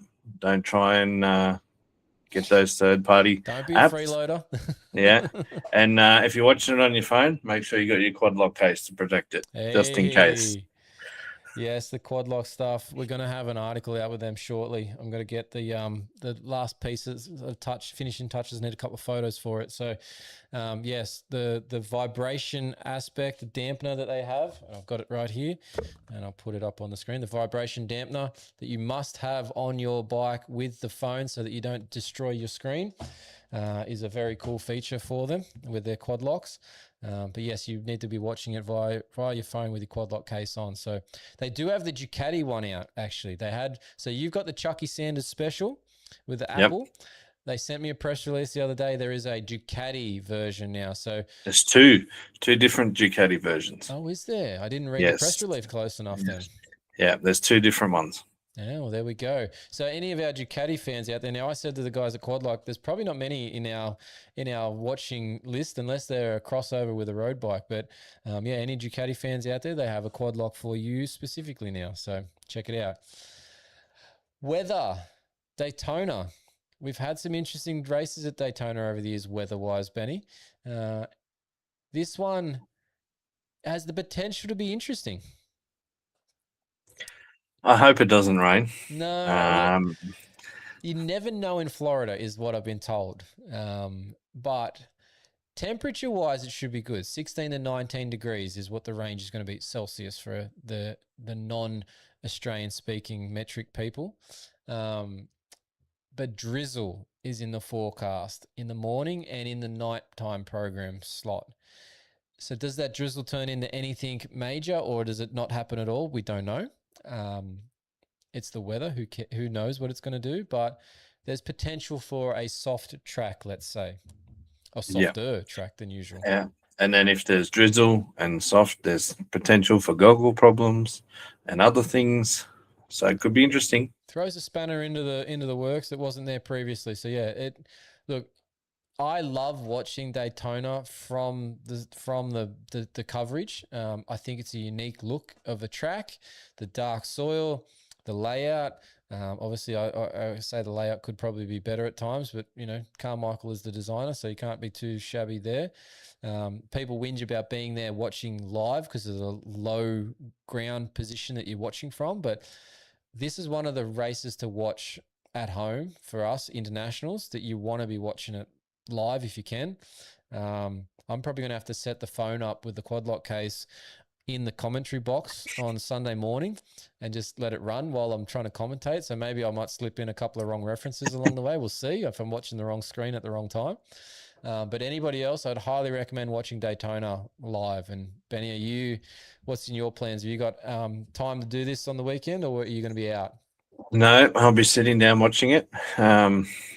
As much as Ellie hates it when Supercross is on, we don't do anything. Yep, the man of the house has got the TV remote and he's in control. Yeah. So upcoming events-wise, Daytona is this weekend, obviously February 28. State titles that we talked about, they are this weekend. So I'll be there at the New South Wales State titles in Canberra, doing the YouTube live stream with my commentary co-host, Russ Hicks from PSC Motorsports there on the Central Coast. So me and Russ, hopefully we'll be doing a good job. If we're not, don't tell me. I don't want to know. Just smile and wave. So that's this weekend. Then the Australian Enduro Championship is going to kick off the following weekend in Roma, Victoria. We're finally getting to the point where we're getting back to all these series about to kick off, Benny. MXGP is going to start that same weekend in Argentina on the 8th of March. The following weekend, the Queensland State titles kick off in Warwick. New South Wales Off-Road that same weekend. And we're a month out from Oz Pro MX kicking off at Wonthaggi, which is probably our big one on our calendar to mark down for everybody. The Oz Pro MX Series Round 1, Wonthaggi, March 21st. Vic State titles are April. They're a fair ways off, in the Hard Enduro Championship. The Kosciuszko Killer's not until April either. So bit of a wait for the Hard Enduro guys to get their fix just yet. But plenty of venues and races about to get into swing, which will be awesome. Now, one that we haven't mentioned there, Benny, Australian Supercross. Do you know what's going on? I've got no idea, and that does not surprise me because... Well, look, it's an interesting one because obviously there's a lot of people talking rumors out there about the series, and yes, we have had some delays in venue announcements, calendar announcements in the years past. And this one so far, it's not super delayed, but it's not super early either. It's sort of somewhere in the middle. I have heard that that's going to be announced in about 4 to 6 weeks' time. So that's about, yeah. It would fit. It's going to be about that. If we get to, we're going to have to mental note here, Benny. If we get to May and we haven't heard anything, we're going to have to make a bit of a jump up and down. I think it was April last year. So, yep, that's better. Yeah, so at least they're consistently late-ish. So, anyway. But I've got a source, Benny, on some inside word here for Australian Supercross. So, yeah, I've got a pretty good source. We need to know who the source is. The group chat has been on you. Oh, look, that's what spurred this on. I've got to say, yeah. We'll throw to Pup there to spurring the contact, but I can't give up my source. You got to tell us. Oh, look, all right, I'll tell you, but and that's who my source is. Hang on. It cut out. Try it. Hang on. You sure? Hang on. Try that again. Hang on. All right. My source at. So that's my source, right? Like it's a pretty top level source. No. It cut out again. Oh, look. I know maybe it's a sign from the podcasting YouTube channel gods that we can't reveal the source. All right. I know we were having problems at the start and we had to restart, but now they've come back. Look, at the most important time. It twice. If you haven't heard it, maybe the YouTube channel has. They can let us know in the comments below if they heard who I dropped as my source. But it's up there, right? Like the podcast listeners, the audio only people can't see my hand, but it's up high, right, Benny? Yeah, see, Moz in the group chat told me to bring the heat. This is going to make me reach through the screen and bring the heat because now no one knows. Was he referring to like you wanted to bring a heat gun in or something? Like, yeah, I'm not sure what his heat comment was. Like, it is freaking hot. I will say that, right? Like, yes, it's pretty hot here today. I'll tell you that much. Yeah. Well, anyway, look, back to the topic at hand. The rumors from my source. We have a 5-round potential series coming again. So the rumors originally about 6, 7, 8 rounds that were going around at the end of last year sound like that's not going to happen, which I'm a little disappointed in because I'd like to see an expansion in the series where we keep at least keep the existing venues and add new states or countries or whatever is the opportunities here. But for the moment, they're going to stick with what they're stable with, it seems, and 5. But that could change. But source says 5 for the moment. Are you disappointed in that, Benny, or where you lie on the 5-round series? Yeah, a little bit. More racing, more. I'm all for that. And a bigger series for us would be good, especially with more imports coming over and racing. It'd be better, for them to be here a bit longer. But yeah, there's also, the fans want to see. You've got your outdoor season where there's however many rounds there is. I forget, but yeah, Supercross is, a lot of people like Supercross more than outdoors, and it's shorter than outdoors. So for me, more, I'd like to see it expand and go different places, but we still can't complain if there's at least 5. At least we're not doing 2 or 3, or at least there's 5. Yeah, we're sort of, at least with 5, or at least on the point where I would say it's a bubble to say we can actually call it a series. Like when it was under 5, it was really a stretch to say it was a series, right? It was probably more of a couple of exhibition events that they then turned into a series because that's all we had. But at least at 5, I think you can say, yeah, it's a series at that point. So I'm okay with it. I'd like to see it be 6 at least this year. So there's still potential. But like I said, the source at this stage is saying 5. In terms of which venues. Now, of the ones we had last year, Benny, we had 2 Redcliffs, we had a Cronulla, we had a Melbourne at Marvel Stadium, and we had the Adelaide in conjunction with Adelaide 500. Now, I would expect from confirmation of a sorts from the source that Adelaide and Marvel are still in. I don't see those changing unless something happens, particularly around that Adelaide and the MotoGP announcement recently, and whether that throws a spanner in their plans. But that's where we suspect things are going. The other 2 venues, Redcliffe and Cronulla, are interesting because I've got talk from the source that Western Australia and New Zealand are on the calendar for 2026. So that would tell me that we are dropping one of the existing venues, Redcliffe or Cronulla, and that's a Queensland or a New South Wales event from our series, which would be rather difficult because both New South Wales and Queensland have been well attended and have a fair chunk of our riding community in those locations. Yeah. There's big numbers from both states there. But with the whispers that I heard, I know you've got the confirmations, but the whispers I heard at the end of the year, the Queensland one was the one that was going to be left out. So I'm interested to see. That sort of falls in line with what you're saying. It is, but that's where I'm like hoping that 6th round brings back a Queensland, whether it's the same Queensland venue or a different Queensland venue, but just a Queensland round. For me, we need to have a Queensland, a New South Wales, a Victorian round on the series, no matter what we have race-wise. If you throw in then the Adelaide one, and you throw in, then if you go the WA New Zealand ideas, great, we're at 6. That's probably a really sweet spot. We've covered 5 of the Australian states, and we've got a New Zealand inclusion.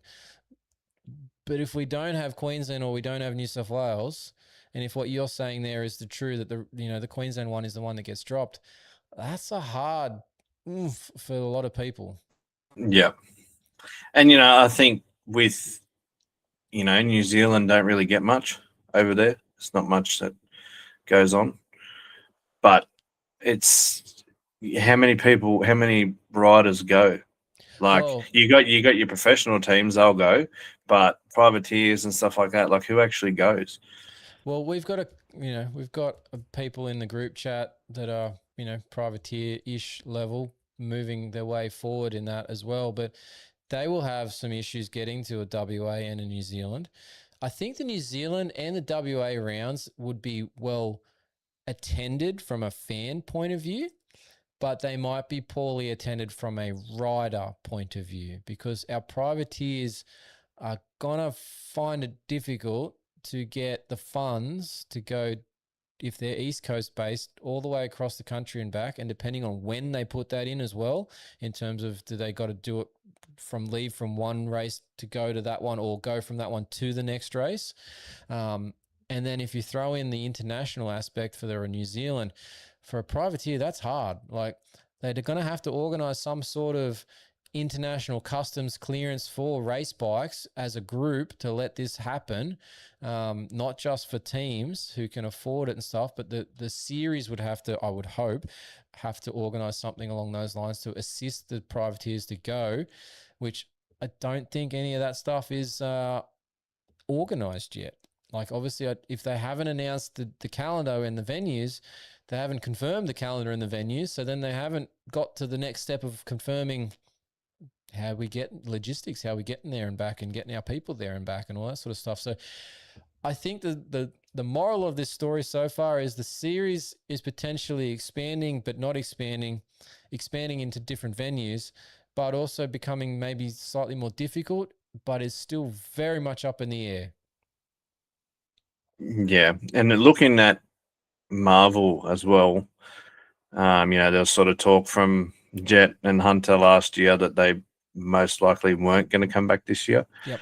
I think even if like they are trying, they're getting some good names. They're unlucky with Bowman to get injured and not come last year.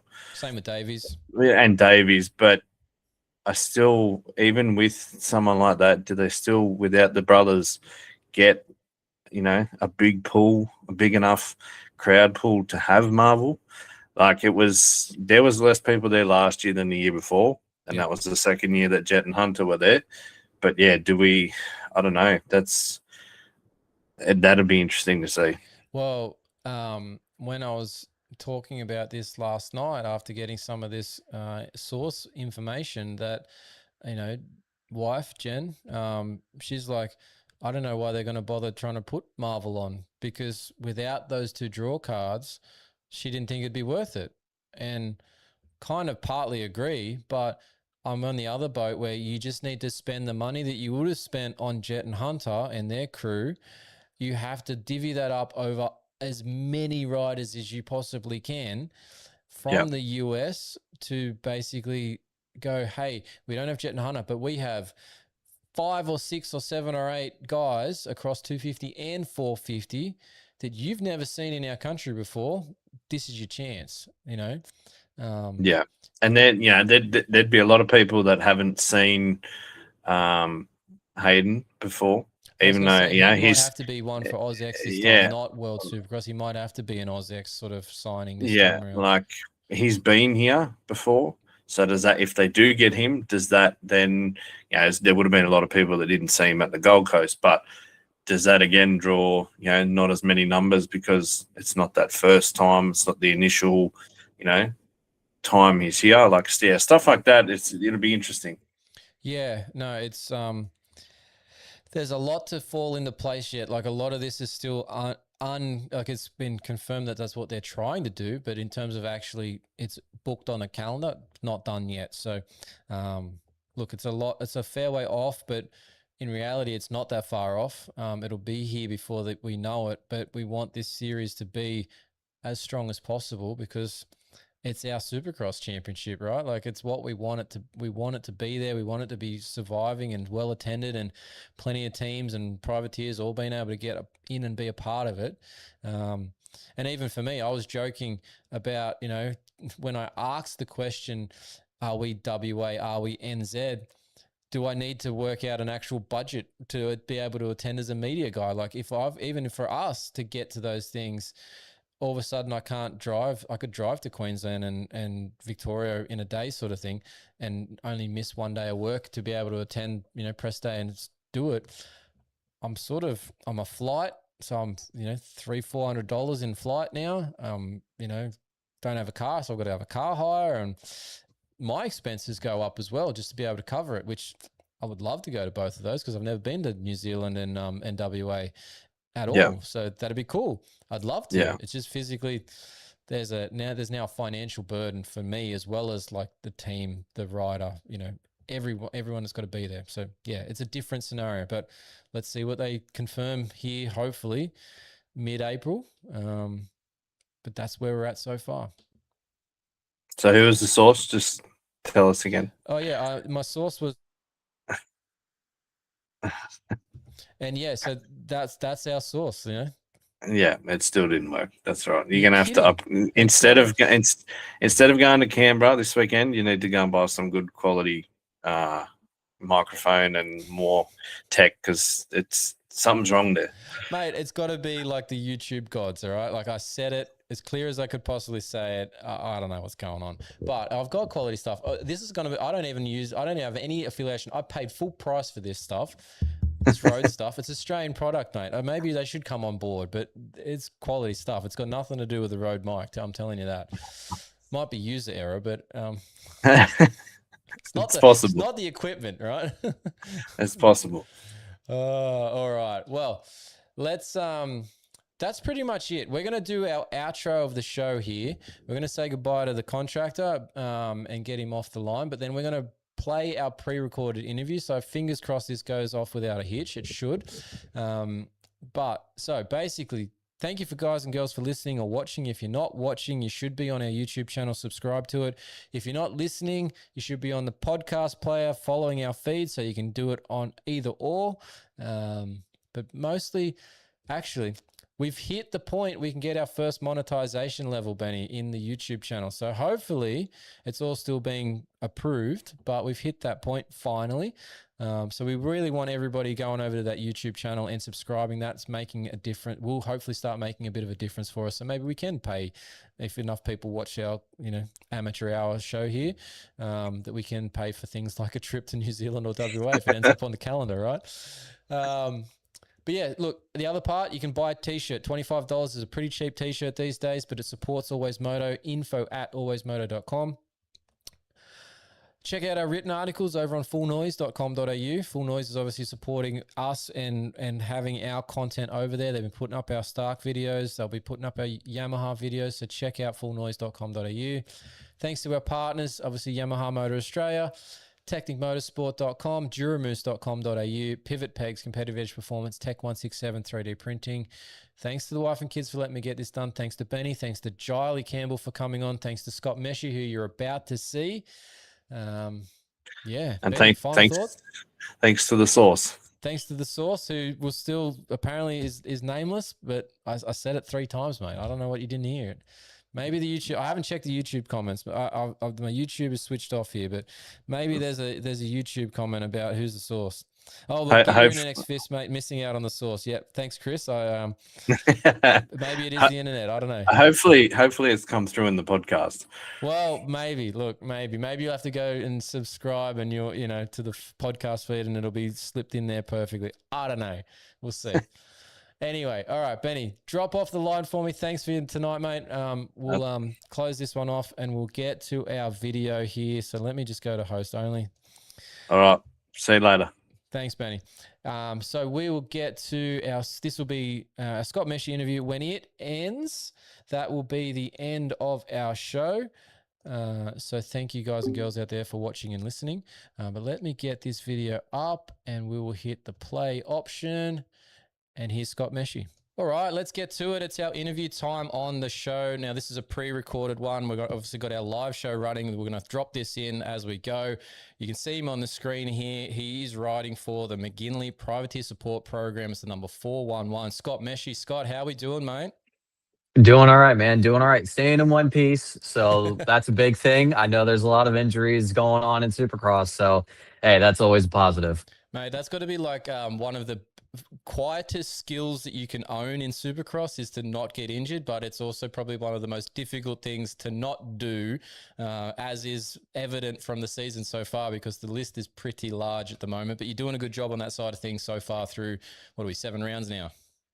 Yeah, absolutely. I mean, that's the big thing. I have to make sure that obviously got to keep my head about me, make sure that we're there for all 17 rounds. And yeah, I mean, it's brutal, man. It's a brutal sport. And, Supercross, I mean, everybody's seeing, it doesn't take much. So, obviously just making sure that, doing whatever you can, doing all the little bits and pieces to keep yourself healthy. Is there much to that during the week for you? And like, obviously you're under the McGinley clinic now, which everybody's probably knows a little bit about from some of the ads that they've had through Outdoors and some of the interviews that Dr. McGinley's a part of now on that, the Supercross Next, those shows they do during the week, the insider shows. So is there anything that's sort of benefiting you, or is that just you're part of like the bike traveling to the races sort of side of things of that program? How's it working for you? Well, I will say that so the McGinley Clinic, they're a pretty integral part of what we do. At least in offering, any type of support that we need, as far as injury goes. So whether that's injury prevention, and obviously, if we do have an injury, they have an incredible network, of treatments and being able to get us connected with the right people to get scans done quickly, to get treated quickly, to get surgery quickly if needed. And that's a huge resource. Obviously, they have the ability to, also be able to give us, proper injury prevention protocols that help us if that's something that we want to dive more into depth with. Personally, I will say that probably over the last year and a half, 2 years, I've been doing a lot more stretching and learning that is extremely, extremely important. It's funny because it's like one of the most like, man, like you almost just want to get it done. But when you do it, it's like, man, it does feel really good. And, in the weekends where, you come out of situations and you're like, man, I don't know how I didn't get hurt. That's probably a pretty good factor as to why you aren't. So yeah, it's a lot of recovery. Recovery is, huge, and obviously making sure that you're, well stretched and making sure that your body is able to handle the things that you're asking of it. That's, putting all those elements together is huge. Oh yeah, and I will say on the stretching side of things, if you're coupling it in the right manner with your other training things to make sure you've got strength at the end of the range that you're stretching into, it all helps in that injury prevention side of things, but there's more to it than just go and reach your toes for a stretch. So yeah, there's lots to it, but yeah, it sounds like those guys are, they've been getting more and more into depth with the Moto guys, and obviously now with their support program and stuff. I saw a little bit of it during the Outdoors last year, but it just seems to keep growing. So obviously Dr. McGinley's got a personal passion in it as well, which is nice because that you don't see too many medical guys, sort of in that coming into a motorsport sort of scenario, particularly Moto. But yeah, obviously he's got a personal passion there too. So we'll have to have a chat with him maybe personally one day. But speaking, yeah, of yourself, sorry. He's a phenomenal guy. I mean, I mean, honestly, I have had people that I know personally, just even, on a local level. I'm like, hey,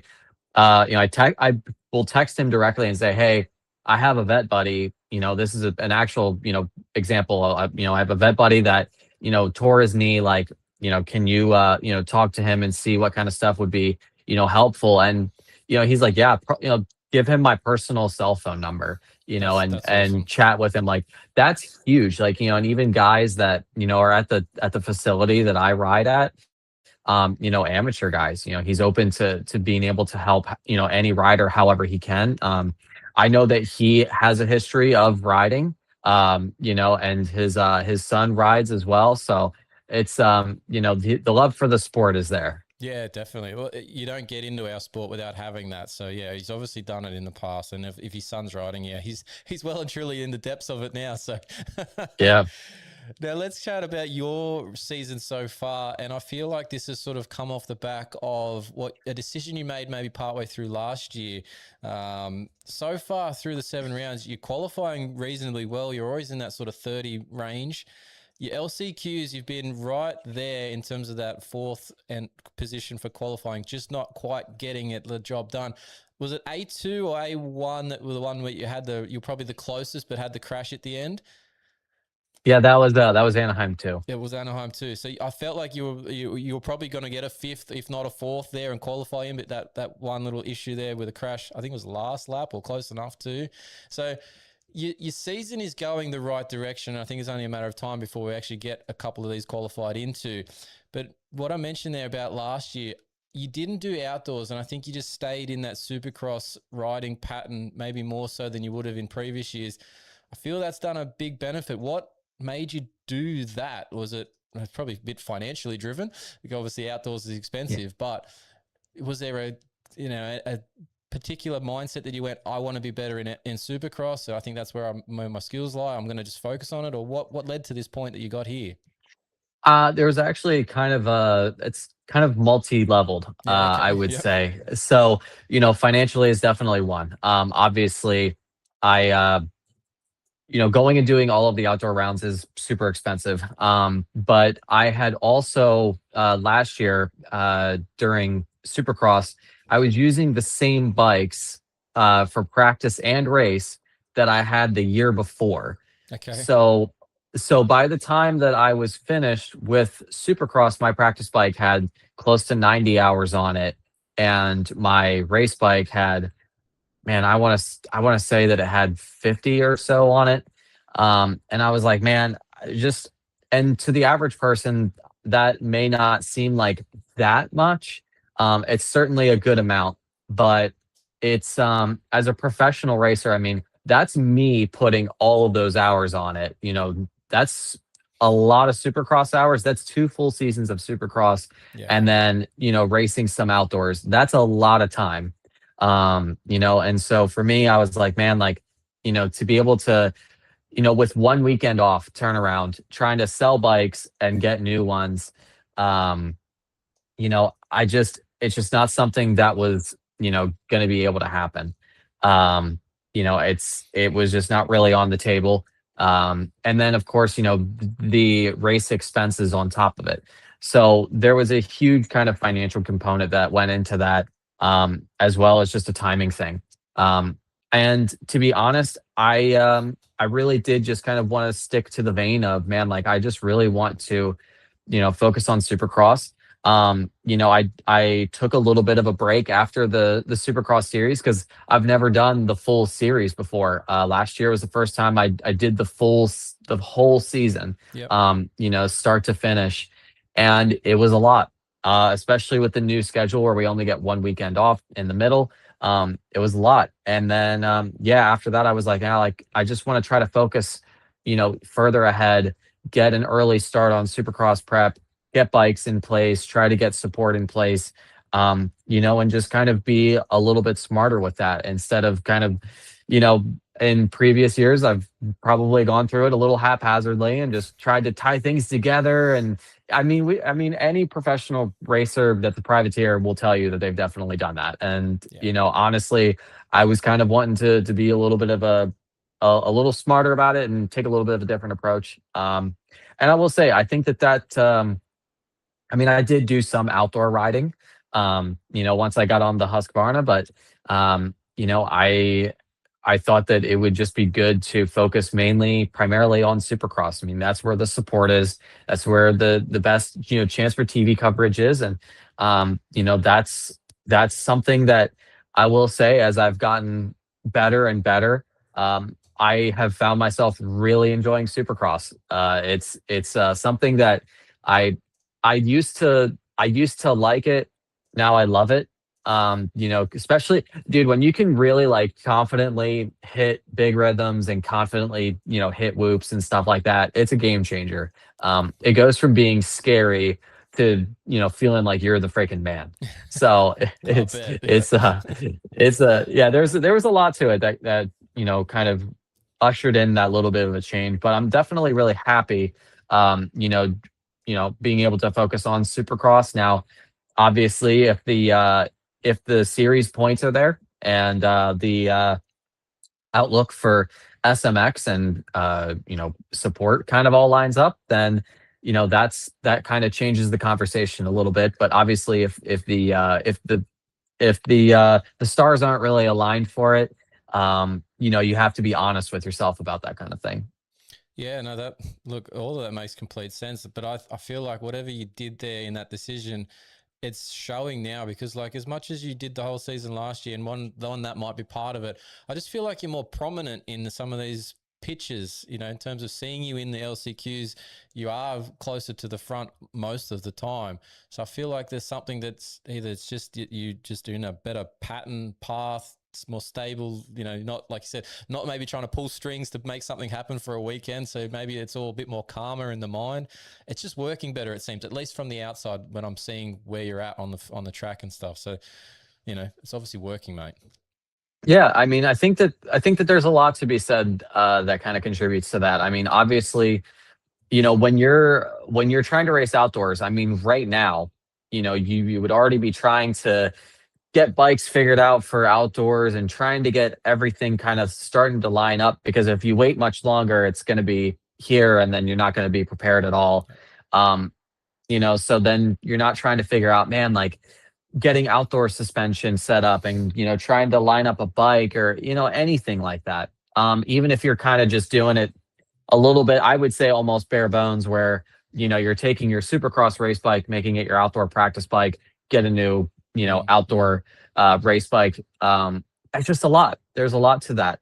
And I've done it. I've done it plenty of times. It's not that obviously it's not doable. It's just a lot.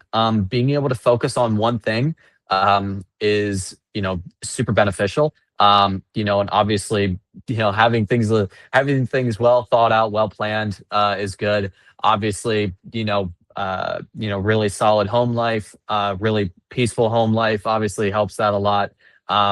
And just a lot of really great things kind of in life, not just in racing. Being in a positive direction and a positive, space really also helps with that focus, where I go to the race on the weekends and lock in, man. Like just lock in and go get the job done.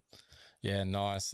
You mentioned the home life side of things there. You've had a bit of a change there in terms of you now got a part-time job as well through the week. So things are obviously just clicking in general for you. Like, you've obviously found a nice rhythm there as well to fit that into your week and still train and obviously travel to and from races. So tell us a little bit how that came to be and how that's changed the lifestyle for the season in 2026 as well. Well, I will say, so throughout my professional racing career, I have pursued higher education. I have my master's degree. So I'm In what definitely field, out of curiosity? I have my master's in business, and Nice. then I Yeah. have a minor in sports business. Okay. So very pretty targeted.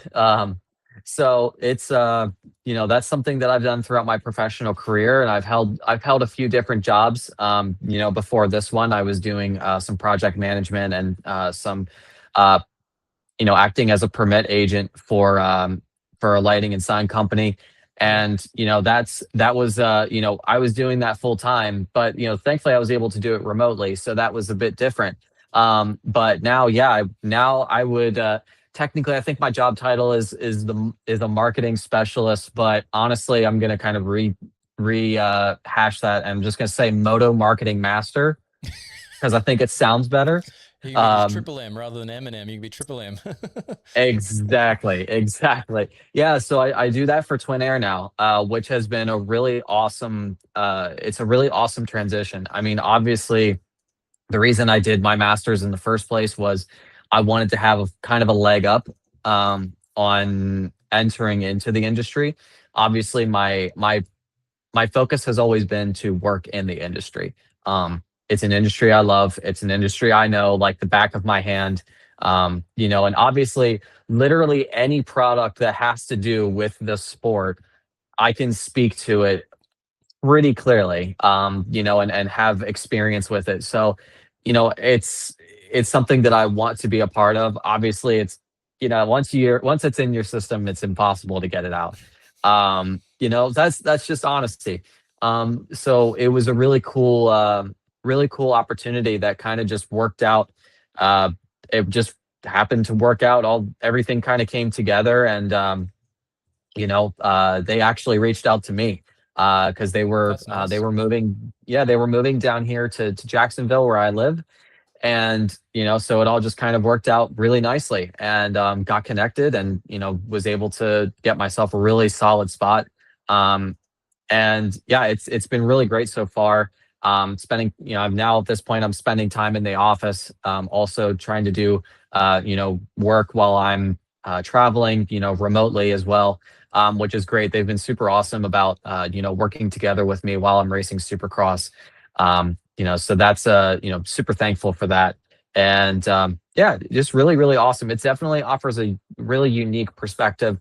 Obviously, as a racer, already have that perspective. As Mhm. somebody that's gone through, the education, you kind of have a general kind of idea of, how things work on the back end, of business in general. And especially like with the venues and the promoters and stuff like that. Learned a lot about that in my master's degree. But yeah, now I work, even more behind the scenes, as somebody that, gets to see and hear, all the intricate details of, what's going on as a big brand. Twin Air is a huge brand in motocross. And so it's really unique. Especially because it's here in the US, the US, part of Twin Air is it's not like it's a massive, huge, corporation that's, got like 150 guys or nothing like that. I mean, everybody wears a lot of different hats. And so it's crazy kind of knowing the backside of, the guys and how they're working to make this thing happen. And really how much we're involved, but how few guys it is. So yeah, it's definitely a really awesome opportunity, really great gig, and I work with great people, and yeah, just what a cool perspective, get to be on both sides.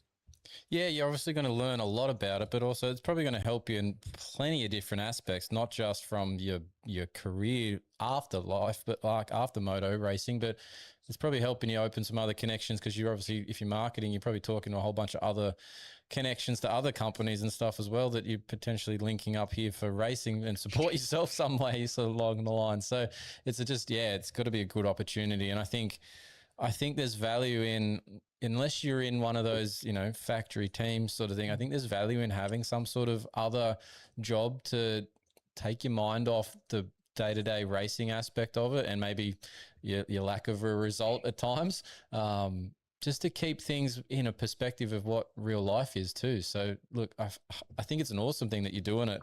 I think it's awesome that you studied to be on that. Like obviously I have these degrees as well in my back history here, but not many people see that or do that. They all end up in sort of lower things because, there's a bit of a connotation that moto, we're a bit dumb and stupid. We just know how to twist the throttle. But look, to have those things in the background, it just helps you in life. It gives you better perspective, and it's not just all just the racing side, because when it's over, that can be a big, difficult transition point too. Yeah, absolutely. And I know that, obviously there's a very limited amount of opportunities in this industry. Obviously guys that are in it stay in it. There's plenty of guys that, I can mention that have literally been in the sport for freaking ever. Even since I was a kid, and they'll still continue to be a part of it for, who knows how long. Just because that's what they know and they love it. And so I feel exceptionally lucky to, be one of the few that has the opportunity. I think it's really good. I think also, it definitely does allow you to disconnect a little bit from the racing side of things. It definitely, you get to kind of come into it with a fresh mind, where you've kind of been able to disconnect and then be able to go back into it and, maybe have a better perspective, especially like you said, if you have a, kind of a little bit of a downer of a weekend, then you can always, come back to it. And, I think that might limit how much you kind of dwell on it. Yeah, exactly. I do think that's good. I will say that it's definitely a challenge, working in the industry, because you are talking about dirt bikes all the time. That is slightly hard to disconnect in that way. And obviously having the balance of disconnecting, like, hey, when I'm at work and I'm doing work, I have to switch my brain off of this, and now I have to focus on, the work. But then when I leave the office and I'm driving home and then I'm going and getting on the road bike, like, that's back to being athlete. Or, when I'm, if I happen to work a half day, and for a couple hours I'm in the office, and then, I get in my van with my bike in the back, and, I go to the track, and all of a sudden that has to be an even quicker switch of, going from working switch the brain into athlete, and then you're going and riding. That is definitely a challenge. Obviously, not continuing to really stay in one particular mindset. Um, that is definitely a challenge, and I'm sure that that's something that a lot of guys have a hard time with. I think that luckily, because I have just always, been, I've always had some type of job, or have done higher education. I think that that has lent its hand very well into this part of my life. Yeah, you're probably just used to it by now. It's just normal for you to have a couple of things that you're focusing on each week, right? Like it was either you had to study a certain text or whatever, or you've got a certain problem at work that you're trying to solve in between hitting the moto or hitting the gym or the cycle bike or whatever. So yeah, you're probably just a little bit old hat, as they say, to being able to do these things regularly. But on a similar but different note, you obviously with your business side of things there, the military appreciation weekend that just went past, I gather some of this kit that you had involved that looked really sick, by the way, was maybe a little bit of a passion project in terms of, just the marketing side of it for you. But I wanted to ask you, like for you at your level, is that a bit of a headache, a cost to add into your program? Like obviously it's awesome that we're, recognizing the military, and I'm not saying that side of things is a negative, but obviously the teams have a different ability to do these things and get, kits and stuff done specifically for one weekend. But on your sort of a budget, I would think that some of this is, at your own expense to be able to do, but you probably still want to be able to be participating in it to some degree. But you did a good job of it, for what I saw of the bike and the shots. And if you haven't seen them, check out Scott's social pages, because there's a couple of good shots on there. But yeah, Scott, tell us about that and how that impacts you in your program. Yeah, I mean, obviously, I really love being able to do these special kits. And I've been very lucky over the past few years to be able to do different kits, whether it's for military appreciation, St. Jude, Yep. Sometimes Daytona kits. During Redbud, obviously you have to go all out for 4th of July. Then, there's been a lot of really cool opportunities. Yeah, I mean, this year in particular.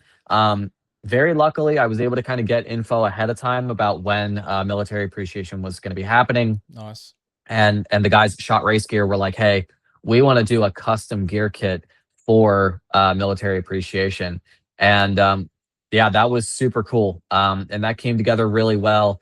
And the gear looked amazing. And yeah, the guys with the gear, or with the graphic company, then we took that actual artwork for the gear, and we used the exact same colors and everything. It matched to the T, Nice. On the graphics.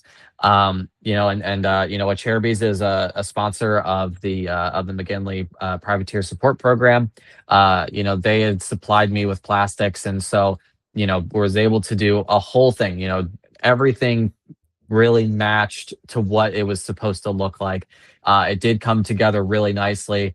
But yeah, no, I mean, there is a little bit of an extra cost. I mean, obviously the guys with Shot, that was something that they wanted to do. Nice. But obviously I have an allotment as far as graphics and stuff go. So when I want to do sometimes when I want to do these extra kind of little bits for these weekends, it does cost me a little bit extra. So it's it's not always the case, but this was definitely a time that had to happen. But I honestly, I'm more than happy to do it.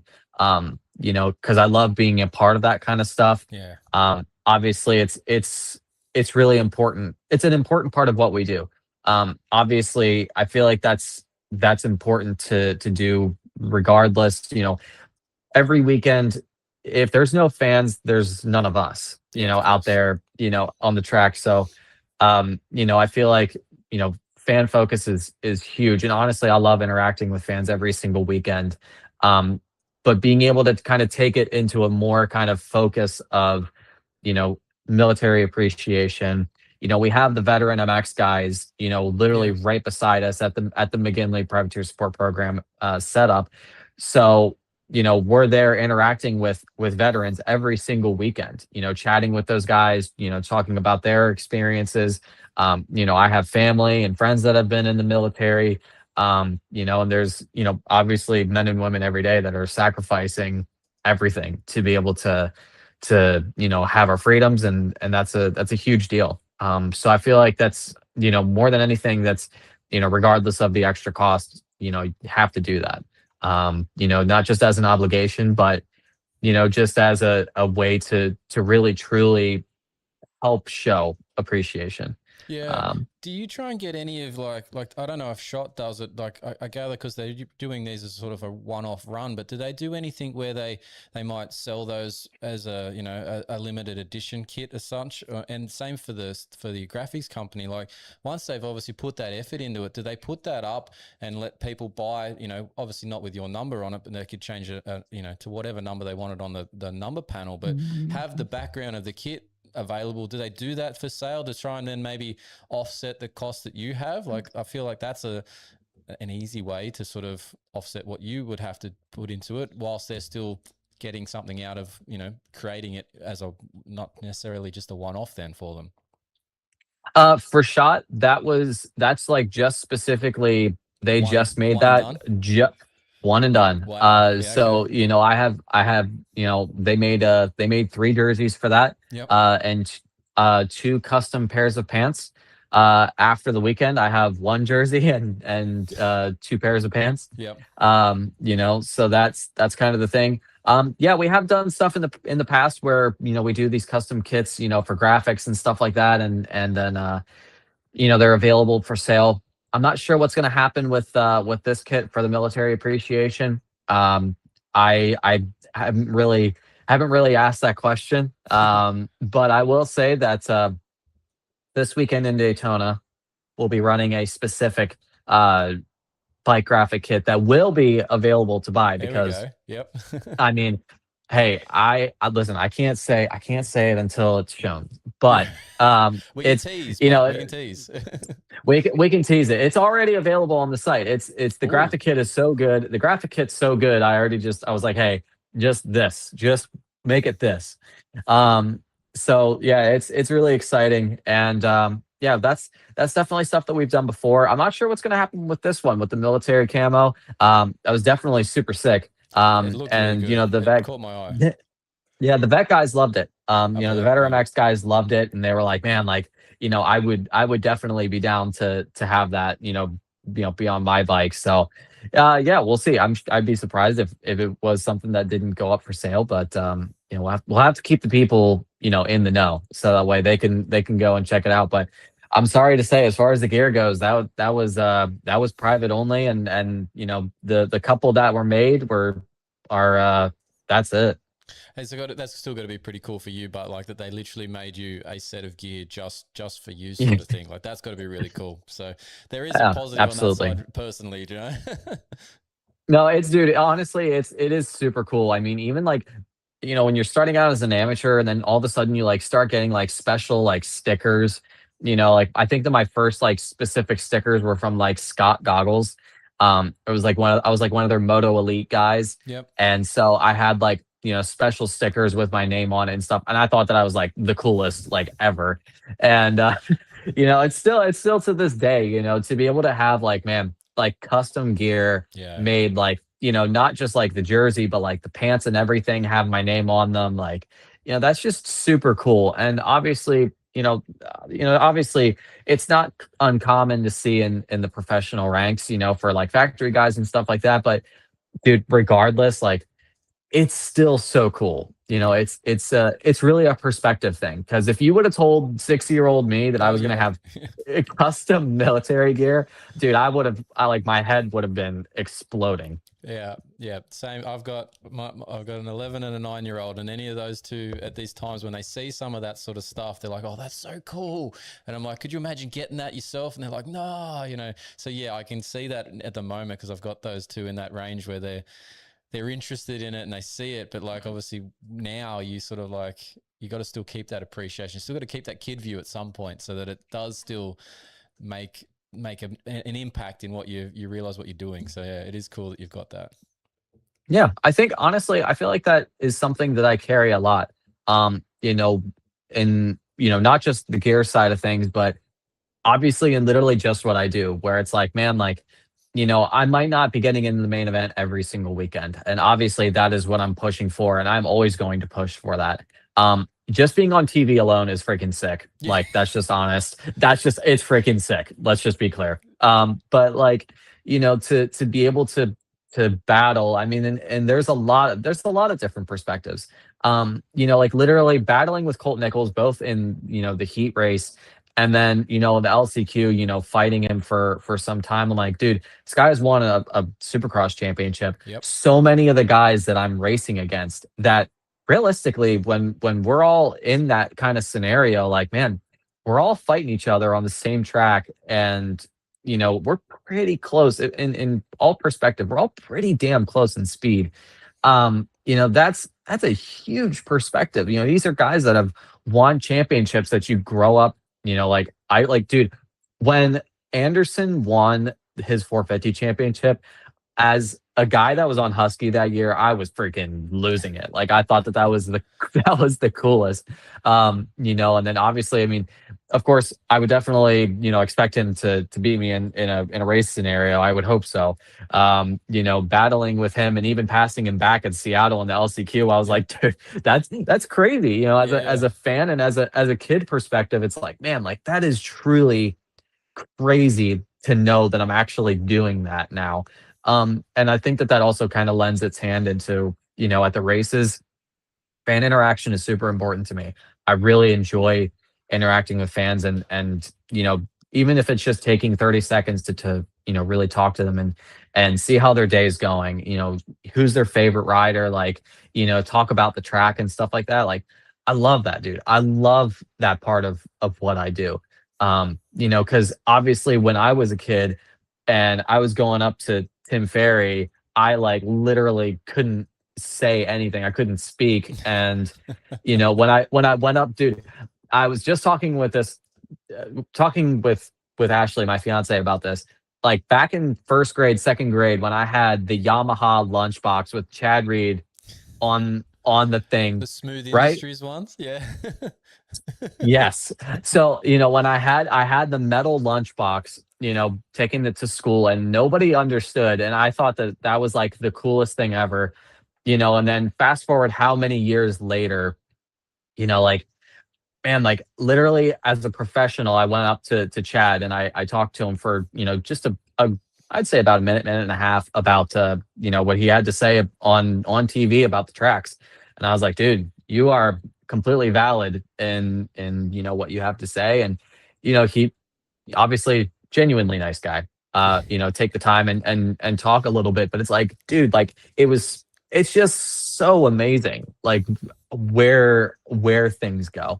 So yeah, talk about kid perspective. I feel like that's really important. And obviously, man, like, I know that some guys lose sight of that, but not me, man. I'm a fan of the sport. Like, I love it. Yeah, I've got pretty much a similar story with Chad there as well. Because, like, obviously growing up in Australia, I saw Chad from a very young age. I think he's 4 years older than me.